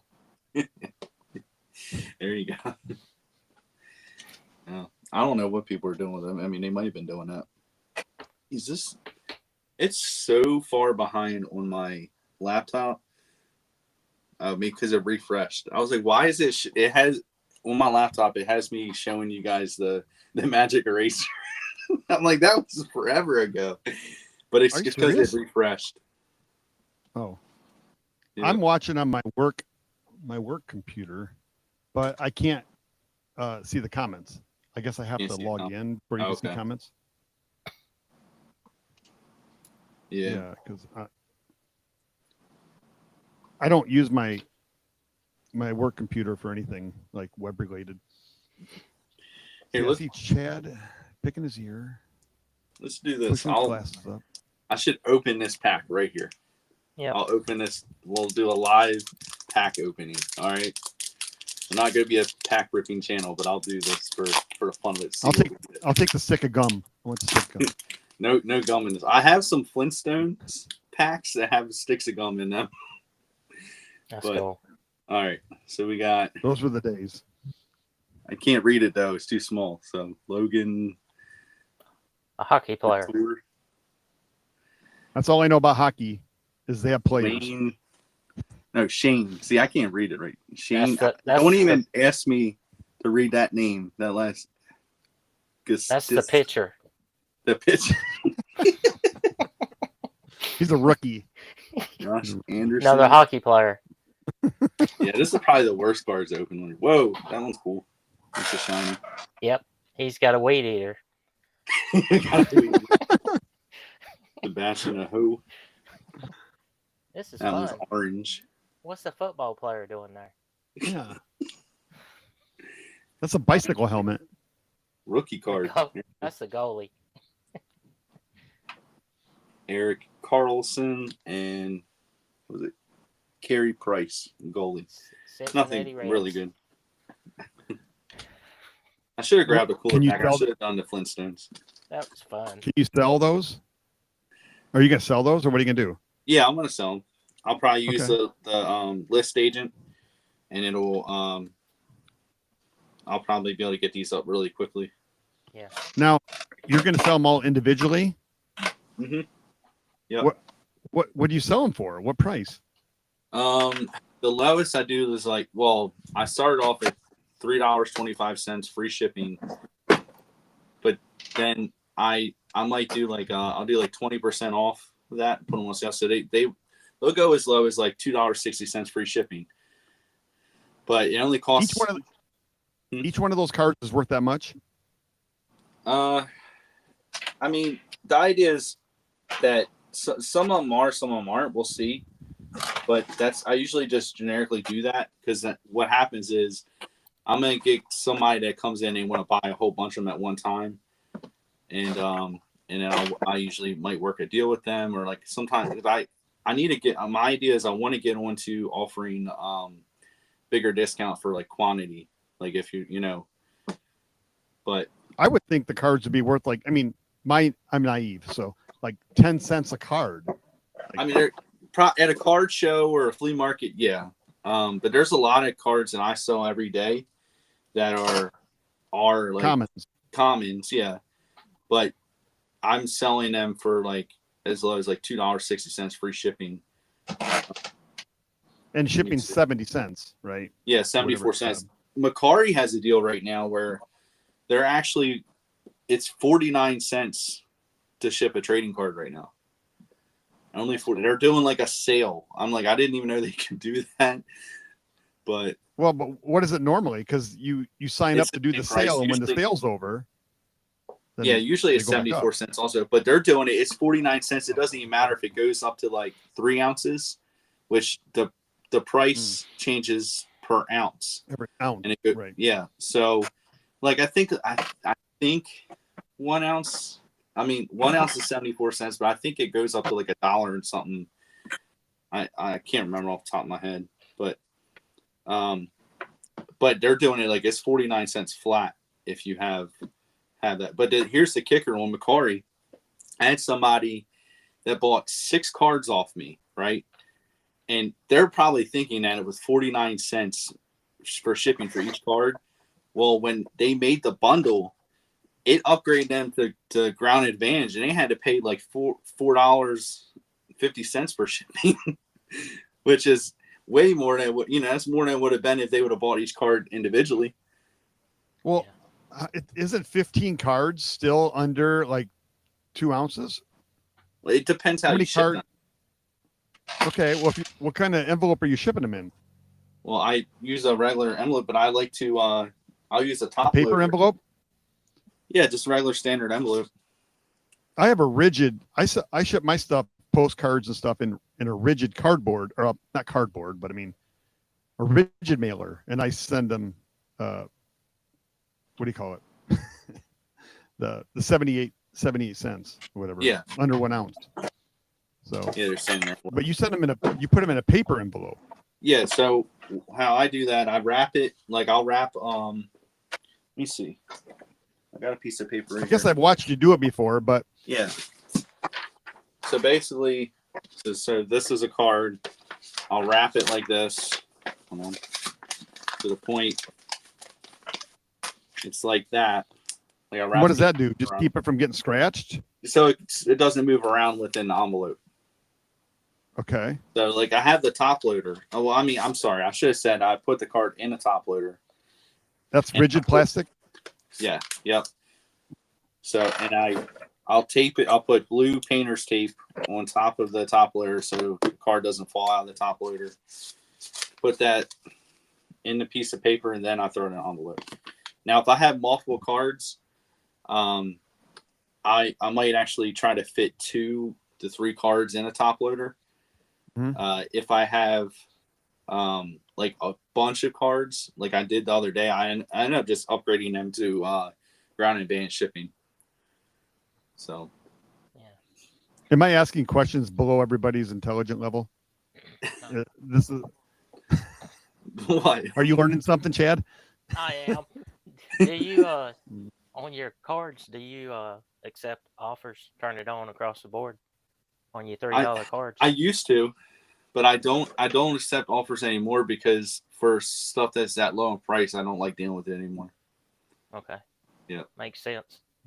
It gets tedious, and I'm actually because I've been listing so much lately. I'm over 9,000 items in my store but most of them when we're talking over between 6,000 and 7,000, and that is probably cards. Yeah. So. Cool. Yep. Speaking of like offers, I sent you guys a message this week about Hot Lunch Reseller. Is that right? Mm-hmm. Hot Lunch Reseller. Do you know who that is, Chad? Wolfman? Yeah. Okay. He was on Lonnie and Ryan's podcast. You know Lonnie from Shed Flips. Yep. He has a podcast now. Yeah. So I can't think what his name is. Maybe somebody can tell me in the chat. But he did an experiment for 1 week. And every time someone sent him an offer, no matter what it was, he counter offered at the middle value. So if he's selling something for 10 and somebody sent him an offer for 5, he'd counter at 750. So and then he would send a message, will you meet me in the middle? Yeah. And what he found out, he said he had 11 offers that came in that the offer was at 80% of what he was asking or more. He said in the past, he goes, anytime an offer would come in at 80%, I would take it. Yeah. Me too. But he decided he was going to counter offer and say, meet me in the middle and do halfway. So if they offered him a $10 item, they offer him 8, he countered at 9. He said 10 out of the 11 people bought the item. And he made like an extra $60 some because he did not accept their offer that he would have taken. He would have taken it. So he decided he was just going to counter offer at halfway. But anyone that offered him 50, their offer was 50% or greater than his asking price. So if they offered him 5 on a $10 item, and then he would say, will you meet me in the middle? Nobody bought the items, even though they were still getting like a 25% discount. So he's like, what he determined was people that send you lowball offers have no real interest in buying your item unless they can just steal it.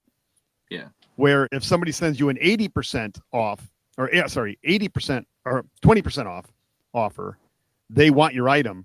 Yeah. And they might even pay what you're asking. They just want to see if you come down a little. Mm-hmm. So I would like to maybe try that myself to see if it works for me. I always hate to turn down a good offer. Yeah. Just because everybody, he said the only offer he didn't take was somebody offered him like 50 cents off an item. And then he took that offer. I was going to say, everybody go to Quirkypicker's eBay store and just send dollar offers. 50% or less offers. Yeah. Immediately. Please. Meet in the middle. Help a Chad out, please. Like it's a $100 item. Then if I send a dollar offer, you meet in the middle there. Yeah. I would counter offer at 50. Yes. Yeah. So you're getting a deal. You're getting a deal. That makes sense. I got a lot of stuff, that's 2, 3, 4, 5 years listed on eBay, and if I get a decent offer, I'm like gone. Mm-hmm. I just accept it. So maybe you should counter offer and say, meet me in the middle, see what happens a couple times. Yeah, they show up at my house. Yeah. And he also showed, like, this has always been my pet peeve on eBay is let's say I want to automatically decline any offer that's like 50% of my asking price. But let's say I originally list the item for $10.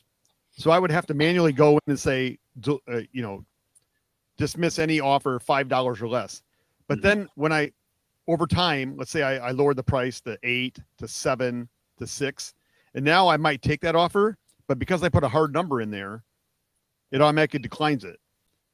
I've had a couple times where I've lowered the price lower and I had an offer cutoff and it says you can't, it warned me that I had to remove that or change it because the price that I wouldn't take in the beginning, I'm now trying to get less than that. So he showed if you bulk edit they have a new feature now where you can change your best offers to a percentage in the bulk editor. But I don't think when you individually list an item, you can set a percentage. It still has to be a dollar amount. Yeah. Does that sound right? Yeah. I always leave it blank for the last Yeah. 5 years. I don't put nothing in it.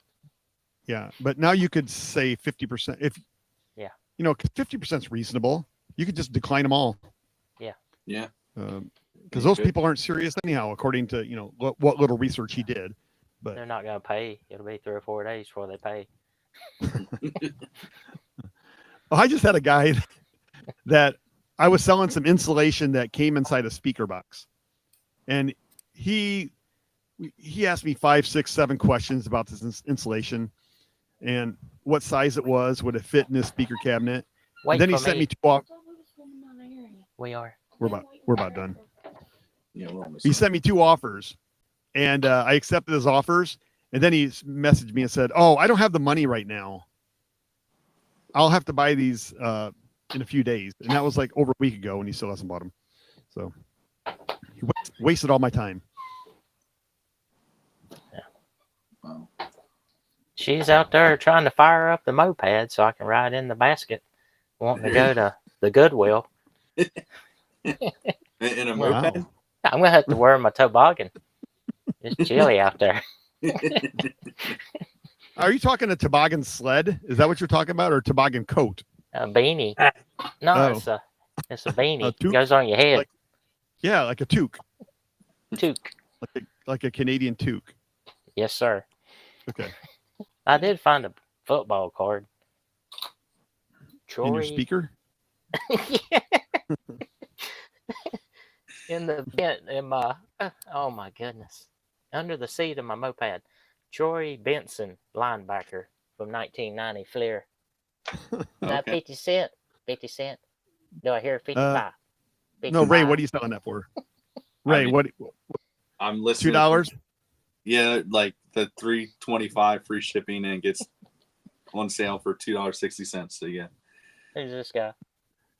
That'll never sell. That's Jose Canseco. That's another guy I met. I've met everybody. Troy Neal. I just need to mail you this box. That's all. Yeah. You deal with it. It's Nick Kurtz.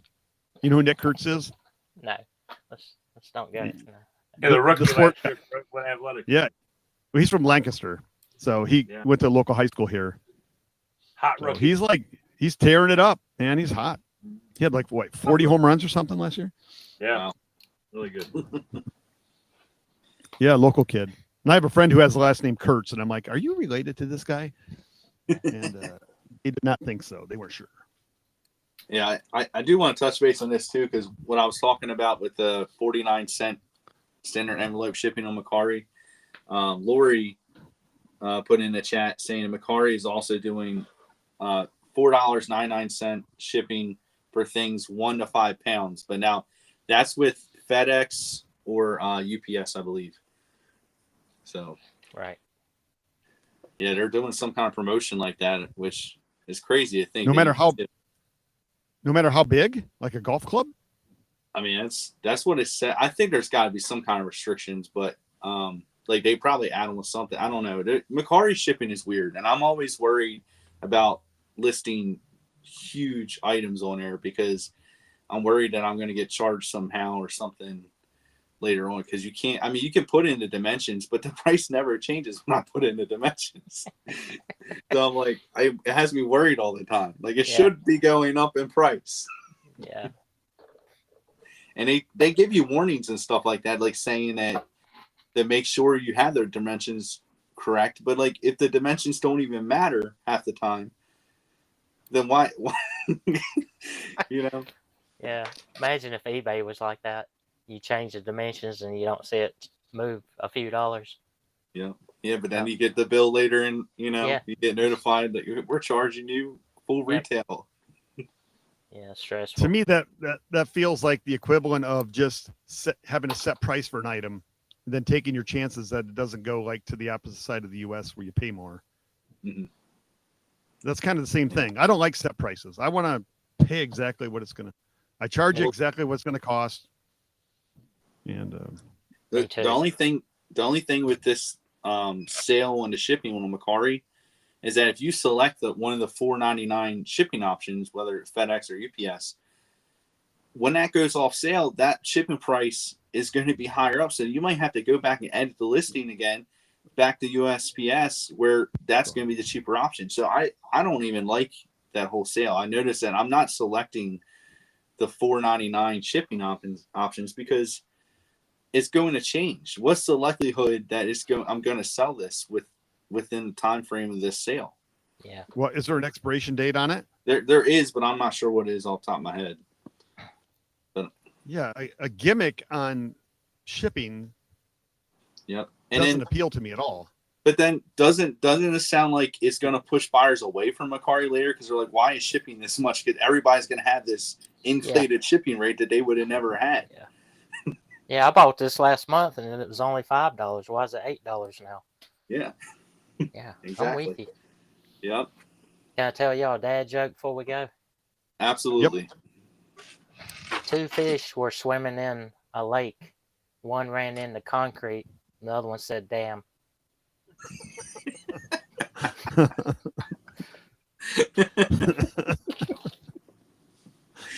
Oh man, that's a damn good joke. Yep. Yep. Thanks so much for having me on here. Yeah, no, thank you for joining us again and hanging out. Yep. But Gotta go. if everybody wants to go around, tell everybody in the chat where to find you. Oh, I'm at my house. I'm at my car. Wait, right now? Lancaster. Yeah. How many times does he gotta say it? Yep. Waving to the Amish guy. I didn't pass any Amish today, but I was on a highway, so I probably saw some in my peripheral vision. I'm on Instagram. Really, if you want to get a hold of me, what am I? Quirkypicker on Instagram. Yep. All right. Jay? Jay. Jay, Big City Flips on YouTube and on Instagram. Oh, Big City, big_city_flips Instagram. Yep. I'm Wolfman's Goodies on YouTube and eBay, Instagram, and Facebook. And I'm Ray Triple R Collections. You can find me on YouTube or Instagram. And I also do want to let you guys know, be sure to follow our Reseller Lunchbox Instagram page. Just made it yesterday. So please go in there, follow us so you get updates when we're going live, or if you missed it, we'll have little behind the scenes type stuff even in there posted eventually. But thank you guys. Thank you everyone for joining us, and we'll see you all next week.